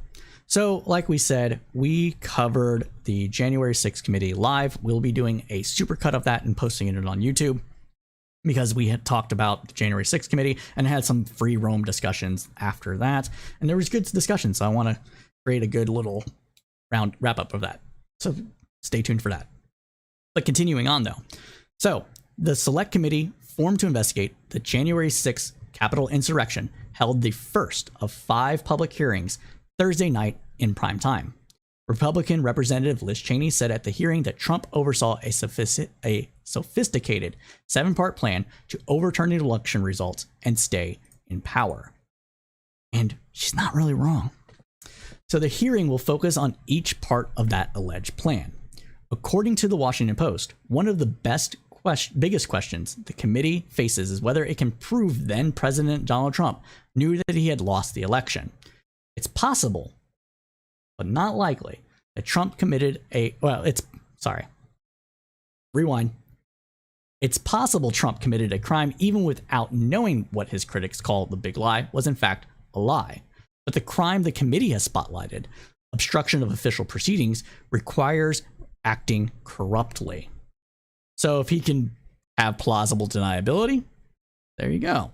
But I don't think he can have plausible deniability, especially after what was revealed in the tapes of the January 6th committee hearings and their private, or they're not private, but they're prior to going public conversations with Trump supporters and ex-supporters. So, showing that Trump was told his claims were false, or that he knew and pressed forward with attempting to overthrow democracy anyways, would be hugely significant. The committee set out to lay this groundwork with the testimonies from those close to Trump, including his daughter. The first clip played was of former Attorney General William P. Barr, which we've done an episode on. You should check that out on wherever you get your podcast. He's been on the record before as having labeled Trump's claims bullshit in real time, and he confirmed in a clip played Thursday that he resigned in part because of it. He called Trump and his allies, quote, suggestions that voting machines flip voters complete nonsense, saying he dismissed them out of hand. Quote, I told them it was crazy stuff and they were wasting their time on that, Barr said, and it was doing a grave disservice to the country. It's not clear when this comment was made, but Barr described 3 conversations, the latest of which was December 14th, the same day Trump announced Barr's impending resignation. And the very next day, Trump urged incoming acting Attorney General Jeffrey Rosen to appoint a special counsel to investigate election matters, including the voting machine conspiracy theories. Thank you for the follow, Peaceful Writer. Appreciate it. I don't know if that's possible, but hey. Now, days later, Trump would meet with allies who discussed seizing voting machines. Trump's eldest daughter and White House advisor, Ivanka Trump, soon made her own appearance via video clip. In it, she recalled when Barr said publicly on December 1st that there was no evidence of fraud on a scale that would change the outcome of the election. When asked how it impacted her, she responded, it affected my perspective. I respect Attorney General Barr, so I accepted what he was saying. So in laying out what we can expect in the upcoming hearings, the committee also made it clear there will be testimony focusing on Trump's activities before and during the attack. For instance, the committee said evidence shows, accidentally alt-tabbed. So, for instance, the committee said evidence shows Trump did not call on any part of the federal government, including deploying the National Guard or contacting the Pentagon, to respond to the attack as it unfolded. Trump then Press Secretary Kalea McHenry, said on January 6th that Trump himself had deployed the Guard. Quote, Vice President Pence did each of those things, co-chair Liz Cheney said, showing a previously unrelated videotape disposition from General Mark Milley, chairman of the Joint Chiefs of Staff. He was very animated, very direct, very firm, Milley said on Pence. And to acting Secretary of Defense Christopher Miller, Pence said, get the military down here, get the Guard down here, put down this situation. In contrast, Milley recounted that then Chief of Staff Mark Meadows said to him, quote, we have to kill the narrative that the vice president is making all the decisions. We need to establish the narrative that the president is still in charge, that things are steady or stable. Trump resisted efforts to calm his supporters as they laid siege to the Capitol, the committee said, and allegedly went so far as to agree with the people chanting, hang Mike Pence.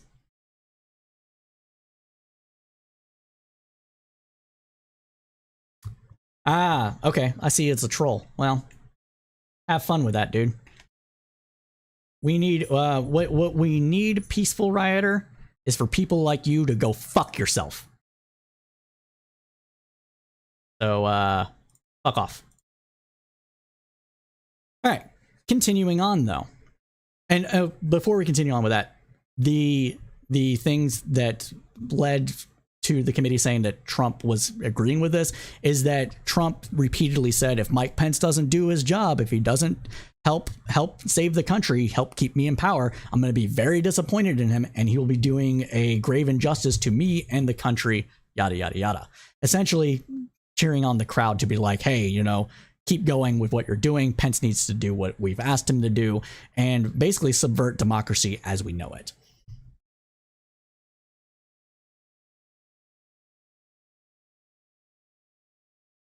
Yeah. Okay. I'm good, dude. Continuing yelling to the void. Thanks for the views.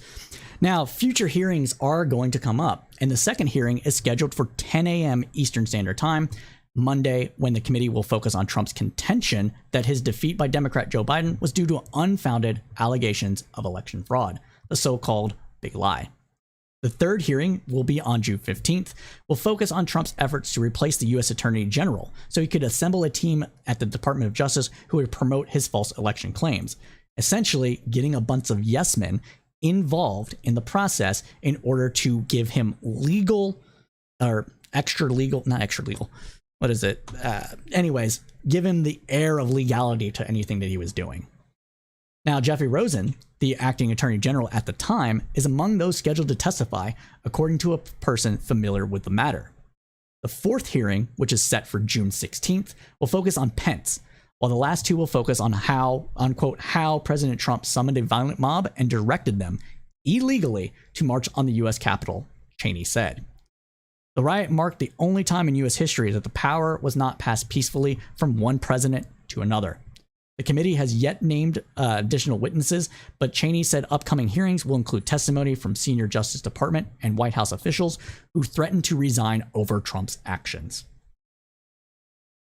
Now, talking about who watched the hearing here. This is a common refrain on right-wing media, or right-wing Twitter, wherever, right-wingers, essentially, right? That no one watched the hearing because CNN numbers were down, and that just proves no one was watching it. So yeah, we're going to talk about that. But before that, I'm going to help somebody. Oh, yes, this is true. So I'm going to go ahead and put this up here. So KOE is saying, I'm convinced Mike Pence thought this was going to help him when he runs for president. He would be lucky to get 20% of, oh, I meant to turn this off. Of the 20% of the Republican vote. At this point, he's seen as a traitor to most Republicans and most Trump voters. So, I agree with that. I think Pence, okay, I agree with that in part and maybe disagree with it in part. I don't know if it was a pure political play. I think maybe Pence actually likes American democracy and doesn't like the Trumpian forces that are gathering under Trump and doing things that he sees to be anti-American. But at the same time, he's a political animal and has done everything in his whole life has been for running for office at some capacity. So it wouldn't be surprising if that was also part of the calculation. So, all right. So continuing on, though, as we were saying, people on the right are saying that no one watched the hearing, but evidence is showing that 20 million people tuned into the hearing, according to the Nielsen data reported by several outlets. Now, the audience did skew older. More than 15 million viewers were aged 55 and up, Deadline reported. About 3.6 million viewers were between the ages of 35 and 54, and fewer than 1 million were adults 18 to 34. So most of the people that tuned in are the age demographics of people that actually vote, right? 55 and up are the most reliable voters in the country, and 18 to 34 are the most unreliable voters in the country. And so this tracks to me. Now, the problem with using just Nielsen ratings, though, is that it doesn't necessarily capture all the people that were tuning in on shows like mine, IRI, I'm Really Important, and other commentators and YouTube and other channels of that were watching it live through online views. And it doesn't track people that might have not watched it during prime time, but have gone through and since viewed either recaps or what have you. So I would assume that 20 million number is probably accurate for at least people that tuned in over broadcast TV. But I think it might undercount some of the people that, especially in the 18 to 34-year-old range, that might have tuned in through other sources. Now, every network carried the hearing live except Fox News, because of course it didn't, because they didn't want to cover it, because that would have broken their bubble, which offered partial coverage. An average viewed fewer than 3 million viewers during the hearing, according to TV Line. Fox aired Tucker Carlson's show without commercials, though, during those 2 hours, perhaps to discourage any viewer from flipping to the hearing during commercial breaks. Or it's because Fox News is really just a political organization masquerading as a journalist outfit.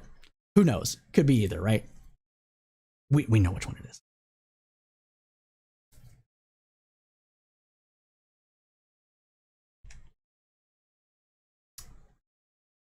All right. We got another comment from KOE. Go ahead and put this one up there real quick. I can't read it from there. So I'm sorry, but January 6th isn't... I'm going to clear that because no one can read that. It's too small, too much words. So he's saying, I'm sorry, but January 6th isn't going to mean much at all in the face of rising fuel costs, rising housing costs, rising food costs. If Democrats wanted to not get torched in the midterms, they would deliver on something like healthcare and student debt. Instead, they'll continue to think public therapy sessions over January 6th appears tone deaf to people suffering in this economy. Probably not entirely wrong, but this is also one of those situations where you need to cover both. You can walk and chew gum at the same time. During the Nixon administration, we were dealing with, rising prices and other rising crime and things like that, and yet we still impeached Nixon. And Biden looks to be like he'll be forgiving some additional student debt right before the midterms for maximal political effect. And he said that a week ago that's probably going to happen. The delay for people having to pay on their student loans is also likely to be extended again at the end of August, partially due to the fact that rising cost due to inflation is eating the people's budgets, and therefore the federal government feels it is not at the right time to unpause student loan debt, which ironically might actually contribute to inflation, but we don't need to get into that right now. Now, wrapping up our coverage on the January 6th committee, we have something coming out of Truth Social. And what that is that Truth Social has started to ban people over reporting and commenting about the January 6th hearings. Who would have thought it, right? Now, Truth Social bills itself as a, quote, free from political discrimination, but it has reportedly banned users who posted information from Thursday's hearing. Travis Allen, whose Twitter bio describes himself as an information security analyst, on Thursday evening posted a screenshot from the Truth Social app that said his account had been suspended. He wrote, quote, "My Truth Social account was permanently suspended for talking about the January 6th committee." Variety reports it's not clear how many users are on Truth Social, though. Trump currently has 3.2 million followers on the app. Before he was banned from Twitter, he had more than 88 million followers.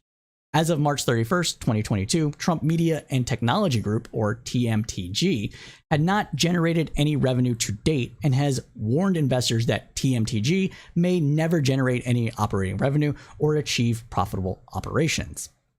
Now, in addition to some of this TMTG stuff, Truth Social is looking to create a broader media empire. This was often talked about during the 2016 presidential election prior to Trump and Hillary Clinton facing off, that a lot of media analysts said that Trump didn't really want to win the presidency. He wanted to create a media empire. He wanted to own a media empire similar to how Ted Turner owned Warner Brothers and CNN and Time Warner, right? And so they thought that he would go that route if he lost and used his run as a launching pad into a media mogul empire situation. And it seems that they weren't entirely wrong, because the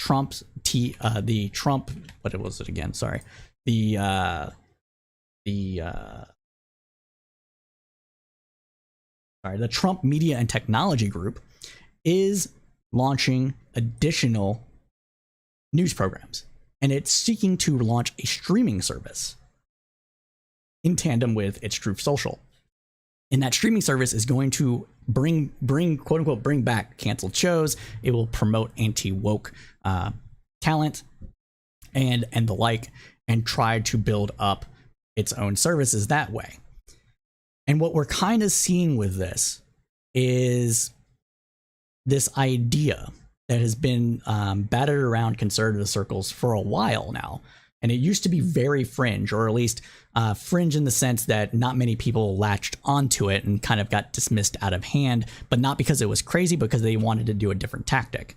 And that, my friends, is called the Benedict option. For those that do not know what I'm referring to, the Benedict option is a book by Rod Dreher, a conservative Catholic, that basically promotes this idea that the United States has left Christians behind, essentially, right? And that instead of participating fully within the society that these people view as ungodly or immoral or what have you, that you have to basically remove yourself from the broader society and set up parallel institutions as a bulwark against these ideas and this change in social standing. And now that Trump is promoting this kind of stuff, and other groups, especially after Twitter began to ban bigots off of its platform that were anti-trans, which is a lot of what this is around about right now, they're seeming to go in this direction. And Trump is looking at that, and at least in part seeing that this is a viable business strategy. And that's what we're going to be seeing here. And do not be surprised if you see additional things come out from, not the January 6th hearing, but come out of like the Trump media empire that's being built, and creating additional outlets and features for people to consume, and basically ignore any of the more liberal media that exist. This is a thing that has been happening for a while now. I'll track it back all the way back to the 90s with Rush Limbaugh. But with creating an empire and a self-contained bubble, it's no longer trying to compete with the narratives that are out there. It's more trying to create a siloed narrative that we see come out of social media in general. So don't be surprised if you see more about this. Now, let us continue on, though, with some SCOTUS news. But before we continue on with that, let's go ahead and see. Sites like Twitter all allowed curate reality by saying only one version of topic X is allowed to be spoken here. Why can't other sites? I don't disagree with what they're doing per se as far as a legal standing. I just think it's stupid. And it's not that Twitter banned only versions of X topic. It's, you can talk about trans issues without, being a bigot unless you can't, and in which case you should not. Like Twitter decided, we don't want you to do that anymore. Free country, they can do that. Freedom of association is very important, is what I'm saying.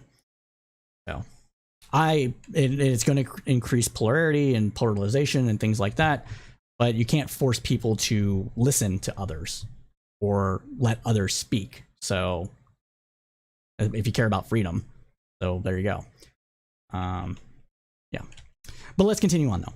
So we have this really important case coming out of SCOTUS blog, or the SCOTUS.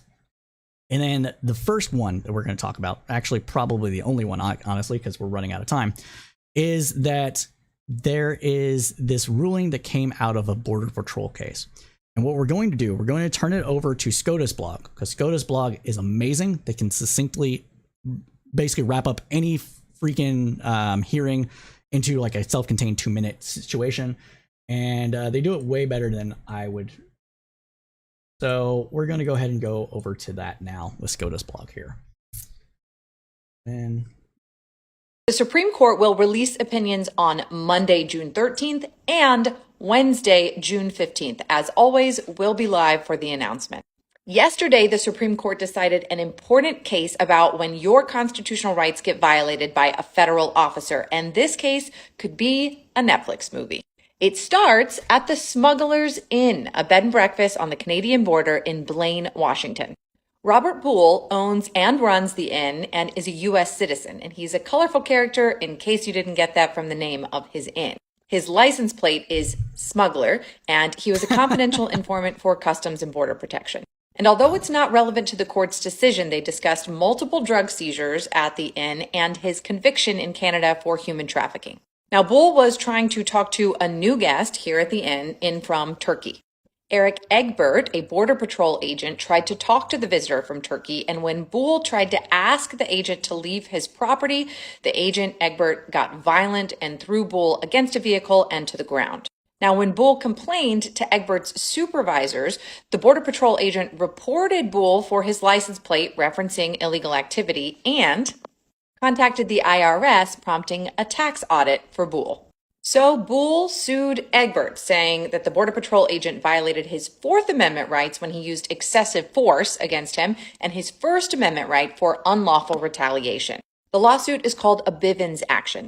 Bivens is a 1971 Supreme Court decision where the court held that it had the authority to create a damages action, aka a lawsuit for money, against federal agents for violating the Fourth Amendment. Bivens essentially allows you to sue when a federal officer violates your constitutional rights.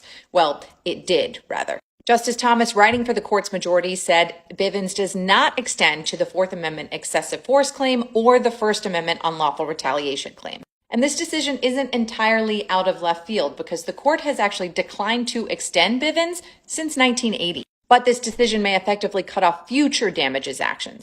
In fact, Justice Gorsuch, who agreed with the decision but wrote separately to say essentially Congress is better placed than the courts to decide when a cause of action should be made available. Creating causes of action is basically legislating, Gorsuch said, which is not the court's job. Now, Breyer, Sotomayor, and Kagan all agreed that Boole's First Amendment claims couldn't survive, but they said his Fourth Amendment excessive force claim should be allowed to go forward under the court's precedent. Sotomayor argued that Congress has actually relied on the court's decision in Bivens when legislating. In a particularly pointed line, she said just 5 years after circumscribing the standard for allowing Bivens claims to proceed, a restless and newly constituted court sees fit to refashion the standard anew to foreclose remedies in yet more cases. The Supreme Court will release opinions. All right, so that is the summary of the SCOTUS decision. Now, and the reasoning behind it. Now, one of the things that needs to be discussed here is the ramifications of what the decision means. And those ramifications include a lot of things that are very, very troubling. So what the ruling does is that it has essentially set the precedent for federal entities to have the power to unconstitutionally enter anyone's home without a warrant. In effect, it grants immunity to Border Patrol agents who assault civilians and serve warrantless arrest in residencies 100 miles from the border. Now, the 100-mile radius will not only extend around the Mexico and Canadian borders, but at the coastal borders as well, which has been how the law has been written since it came into existence. Per the ACLU, this area is roughly 200 million people, was where roughly 200 million people reside, about 2/3 of the total U.S. population. Moving over to Twitter with this, and we can see how big of an impact this actually has. And this is a tweet from Care Bear, and it shows the radius that the where the borders are. Let me go ahead and move my camera back to where it needs to be. You can see it properly. And all the cities it contains. It contains pretty much every single major U.S. city on the coast, which includes the very, very populous Northeast and the West Coast, which is where a lot of people reside in. And by expanding the protections to authorities and limiting what constitutes a lawsuit against officials and ultimately absolves them from accountability, we are going to more than likely see more violations of the Fourth Amendment in regards to Border Patrol and border security agents, Border Patrol and border security agents, not necessarily just border cases. So in response to this ruling, the ACLU has warned that it will have far-reaching consequences for people who accuse federal agents of violating their constitutional rights. And if you are a person that believes the Fourth Amendment is fundamental to the protections of you as a citizen, as you as a person, it is fundamental to your human rights, you should be against this ruling as well. Don't let your ideas about, protecting the border override your ideas about protecting you and your own persons against unlawful search and seizures, unlawful arrest, etc. Now, Justice Sonia Sotomayor was plain in her dissent. Quote, "The court's decision today ignores our repeated recognition of the importance of the Bivens actions, particularly in the Fourth Amendment search and seizure context, and closes the door to Bivens suits by many who will suffer serious constitutional violations at the hands of federal agents."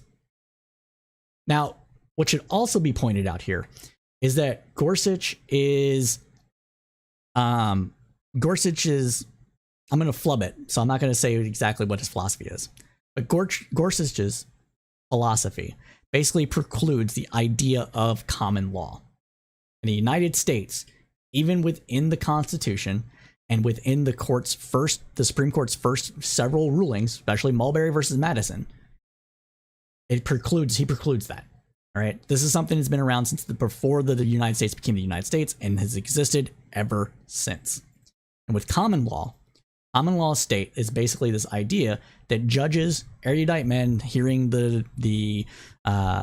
hearing cases and making decisions on those cases should impact the law to protect rights and privileges of the people that are under its jurisdiction.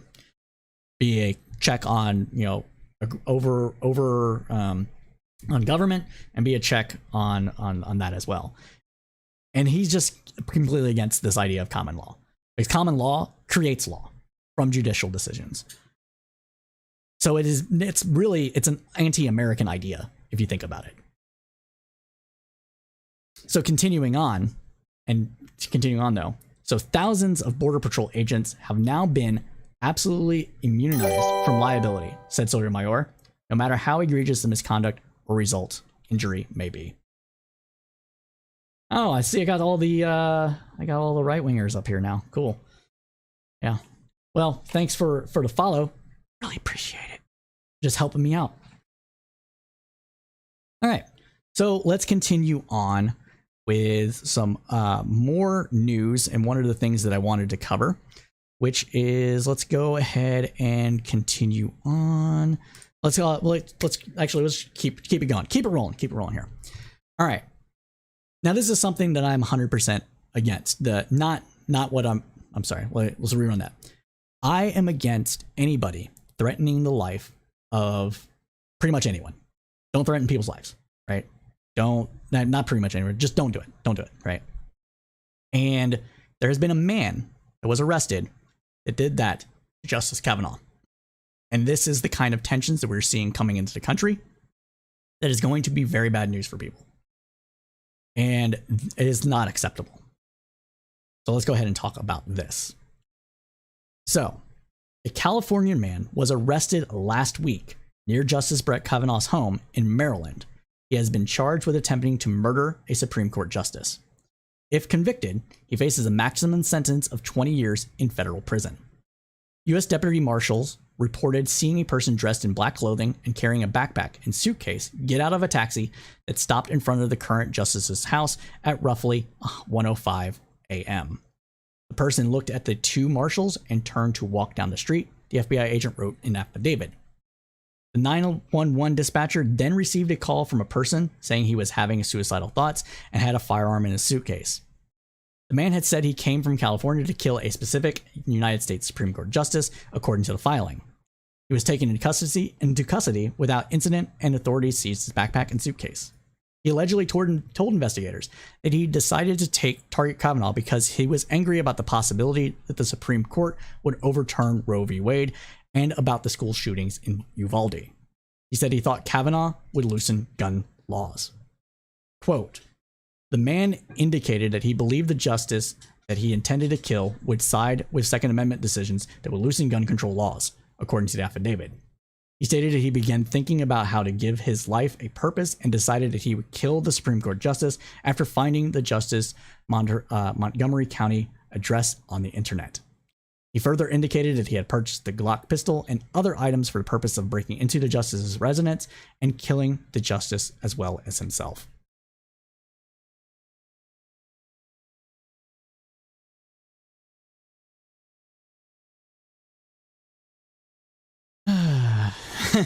Appreciate the support, guys. So this is something that should absolutely positively not happen. It's not fixing anything. It's just raising tensions, and we're going to get into some of those raised tensions. It is bad. This is a hypocrisy call out in the making for every single liberal or leftist that says, you shouldn't be violent. Well, you're being violent. Why can't we? It's low tier trolling because they don't give a shit.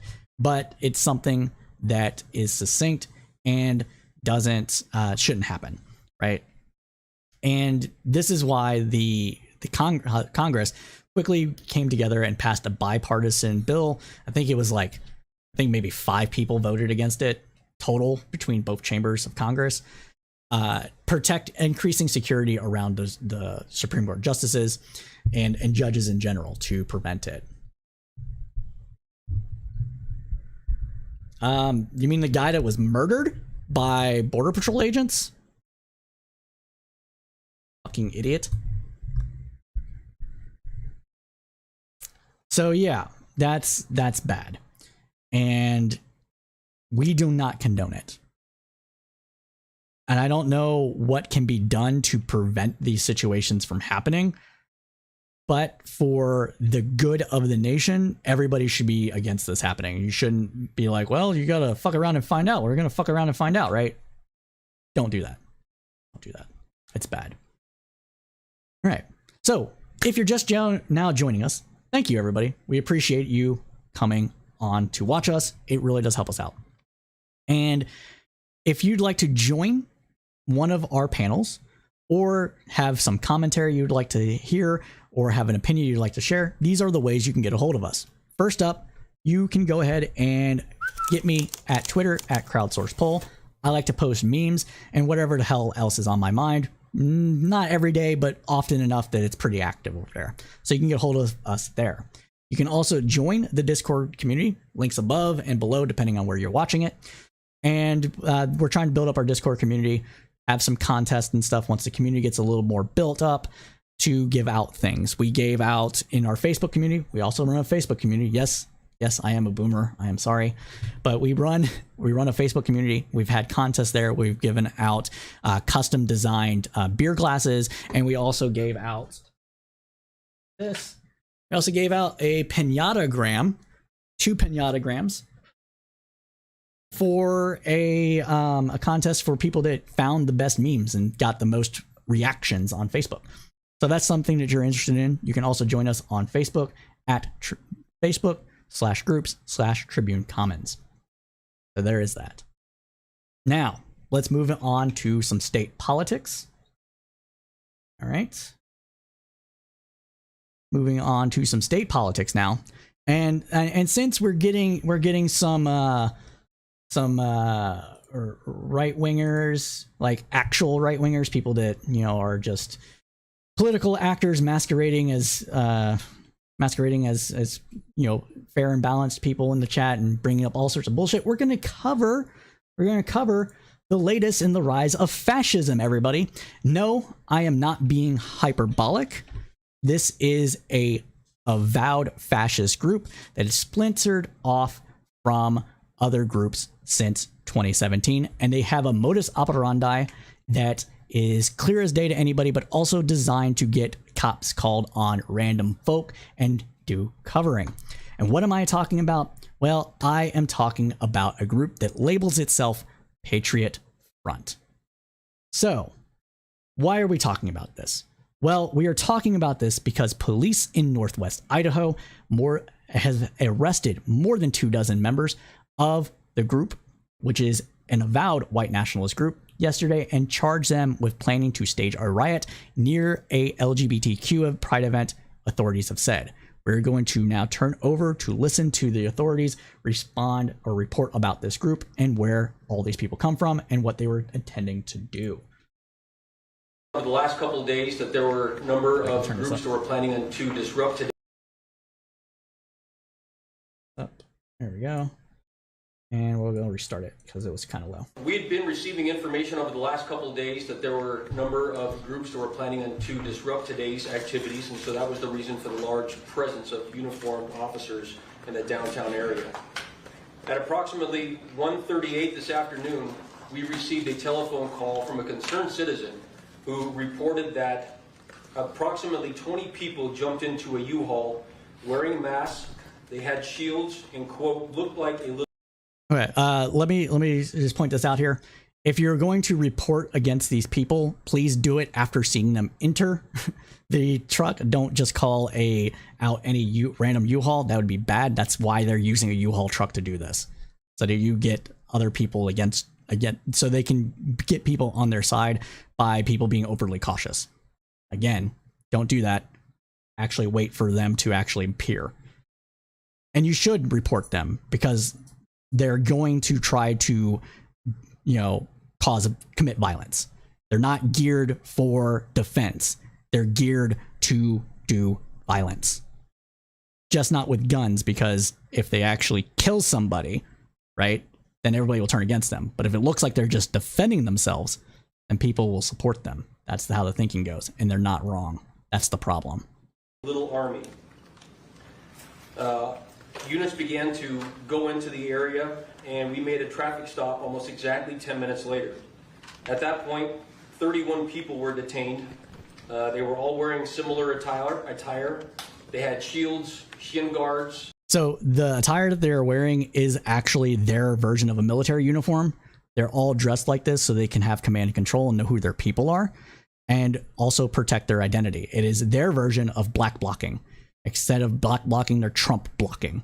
They're dressed as a Trump, like khakis and blue shirts, to be like, we're one with Trump. We support things that he does, etc., etc., etc. But they are avowed Christian white nationalist. Full stop. And other riot gear with them, including at least one smoke grenade.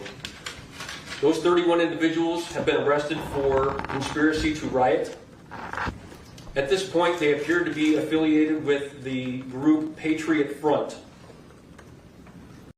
The police officers are, police here is saying appear to be. They are. This is their MO. They've done this numerous times, which we'll get into later in the program. And we're going to talk about that with examples and some other video clips and talk about them, and etc. But the 100%, no question about this. As soon as I saw this posted on Twitter by an account that was like, oh, there's this weird arrest that's going on. It was like a local news reporter, not sure who they were. I zoomed in, saw their uniform, knew exactly who they were.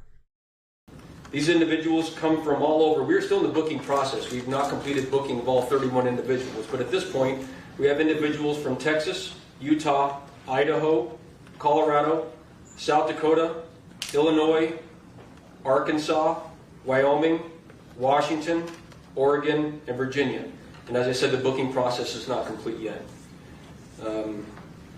Officers are going to be, over the course of the next several days, still booking evidence and including the shields and riot gear and things of that nature that were taken from these individuals. I want to say, for me personally, I don't think this would have been as successful had we not had one extremely astute citizen who saw something that was very concerning to them and reported it to us. It is clear to us, based on the gear that the individuals had all with them, the stuff they had in the possession and the U-Haul with them, along with paperwork that was seized from them, that they came to riot downtown. And that's why they've been booked appropriately for conspiracy to riot.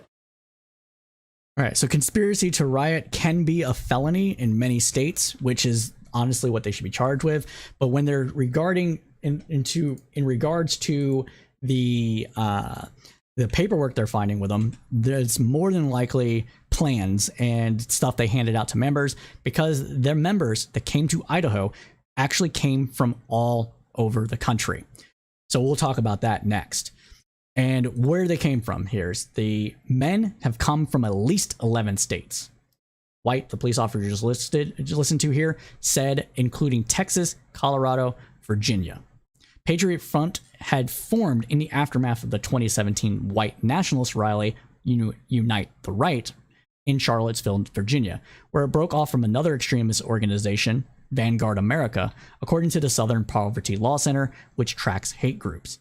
Say what you want about the Southern Policy Law Center. Say it's a political organization. I don't care. The information that I'm reporting here from them is 100% accurate.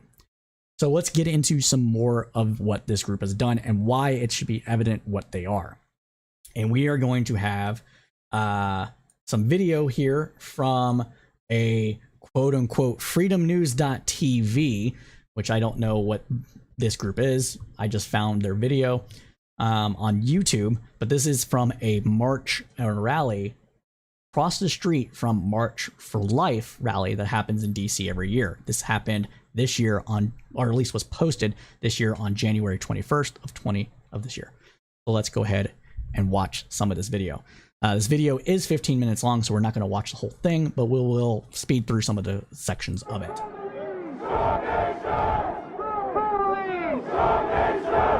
Now, if you can't hear, let me see if I can get the CC. Oh, let's see.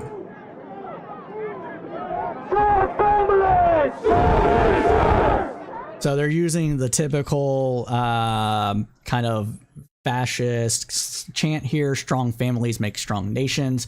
It is tangentially related to general conservative thinking about families, but this is a repurposed blood and soil chant here in order to get people that are maybe right of center to move more right, because if people like me, people like you watching this program, attack these people, they're not going to know that it is a dog whistle, which is why you have to call it out as the dog whistle that it is. Let's continue to listen.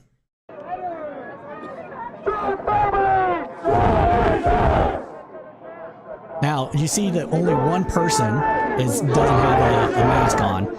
That person is the leader, the guy in the cowboy hat. He is from Texas. This guy right here. Well, let's rewind it a little bit.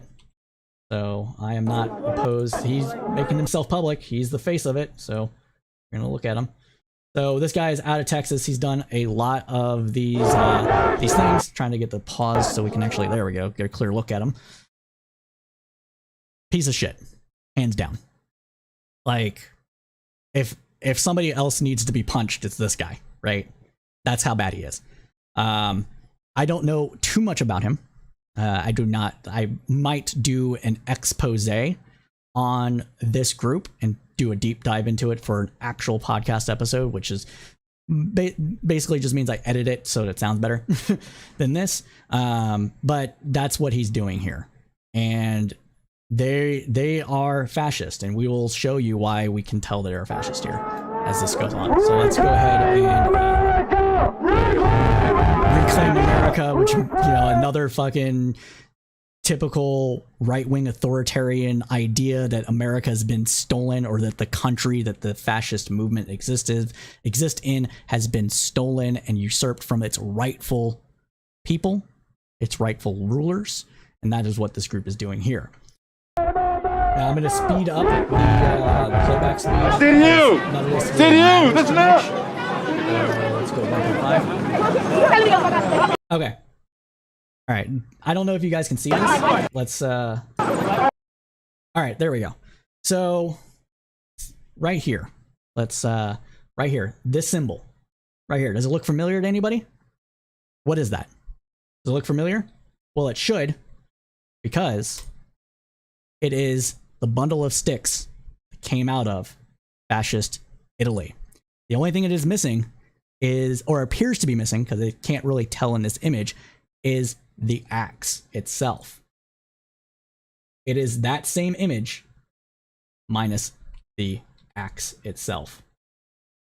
So, when I'm saying that this group is fascist, they always tell on themselves.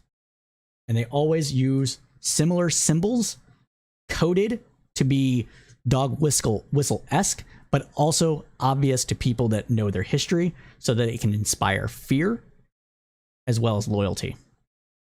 So that is what this is. That is the bundle of sticks. This is a fascist organization. And part of the reason why you are seeing them geared up in this kind of shield and kind of old style military garb is because of this idea that strong men can fight with any weapon, and it is a homage to battle-hardened Romans, which is why they are going around with shields, sticks, and batons rather than guns. Also, because if they accidentally shoot anybody, they will lose support instantly. So they are geared up in this Roman-esque garb for those reasons. Back up. Yeah, they're Nazis. I mean, like they're at least fascist. They're Nazis. Like, fascist symbols, reality, everything else. Now, some people are going to be like, "Hey, why are the police like pushing these people away? Why are they pushing counter-protesters away?" That is actually police's job, to separate crowds to prevent violence from happening at these things. They are putting themselves in between the fascist and the counter-protesters, who may be anti-fascist or not, and pushing them back to separate it, to prevent any kind of violence or harm coming to a sanctioned group, which are piggybacking off of the March for Life. Move back! What you need to succeed. Pick it up.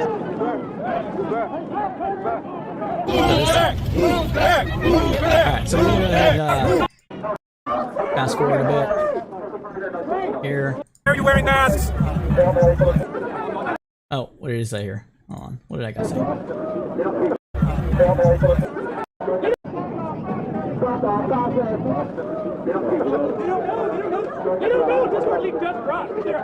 Why are you wearing masks? Oh, why are you wearing a mask? Oh, that's all I said. So yeah, they're talking to police officers. This is the leader. He's why he's the only person that doesn't have a mask on. Looks like they tackled this woman to arrest her because she was breaking the lines, which is something that actually should happen with that. Oh, let's rewind that, because again, they always tell on themselves here. So let's listen to what they say here.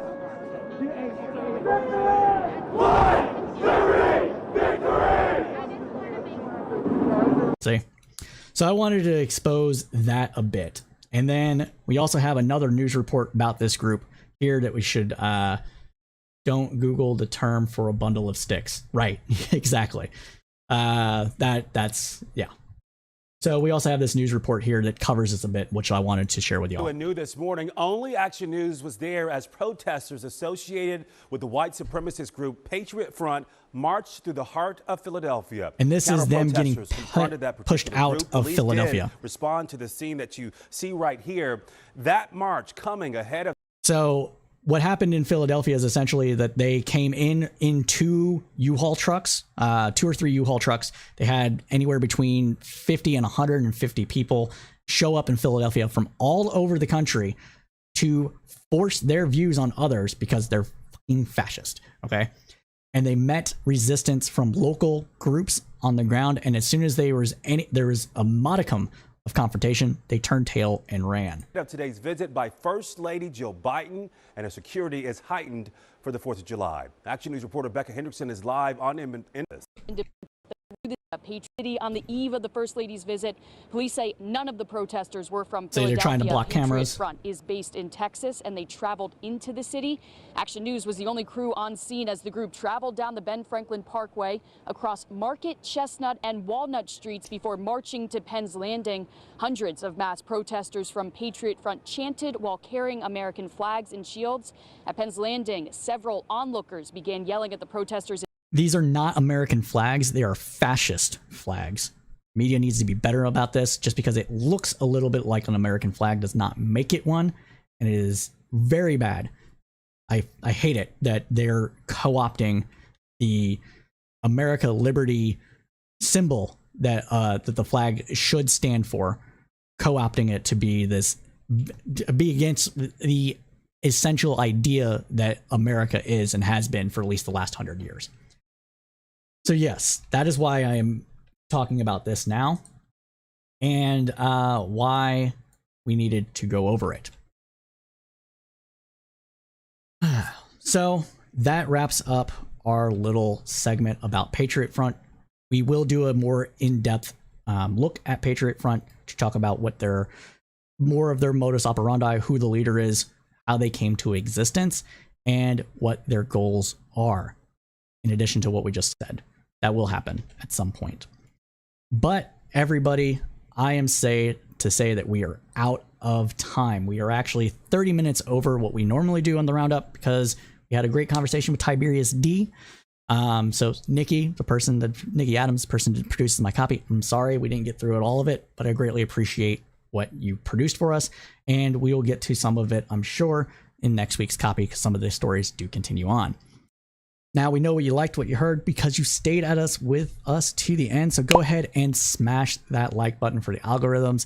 It really does help us out. And if you would like to be on the show, such as Tiberius was on the show, or would like to talk about something, there are multiple ways to contact us. First, you can join us on Discord. Discord is where our community is based that participates in this more. And it's also how we get people on air. So go ahead and join the Discord. And you can also reach out to me at Crowdsourced Poll, where I like to post memes and whatever the hell else I feel like throughout the day.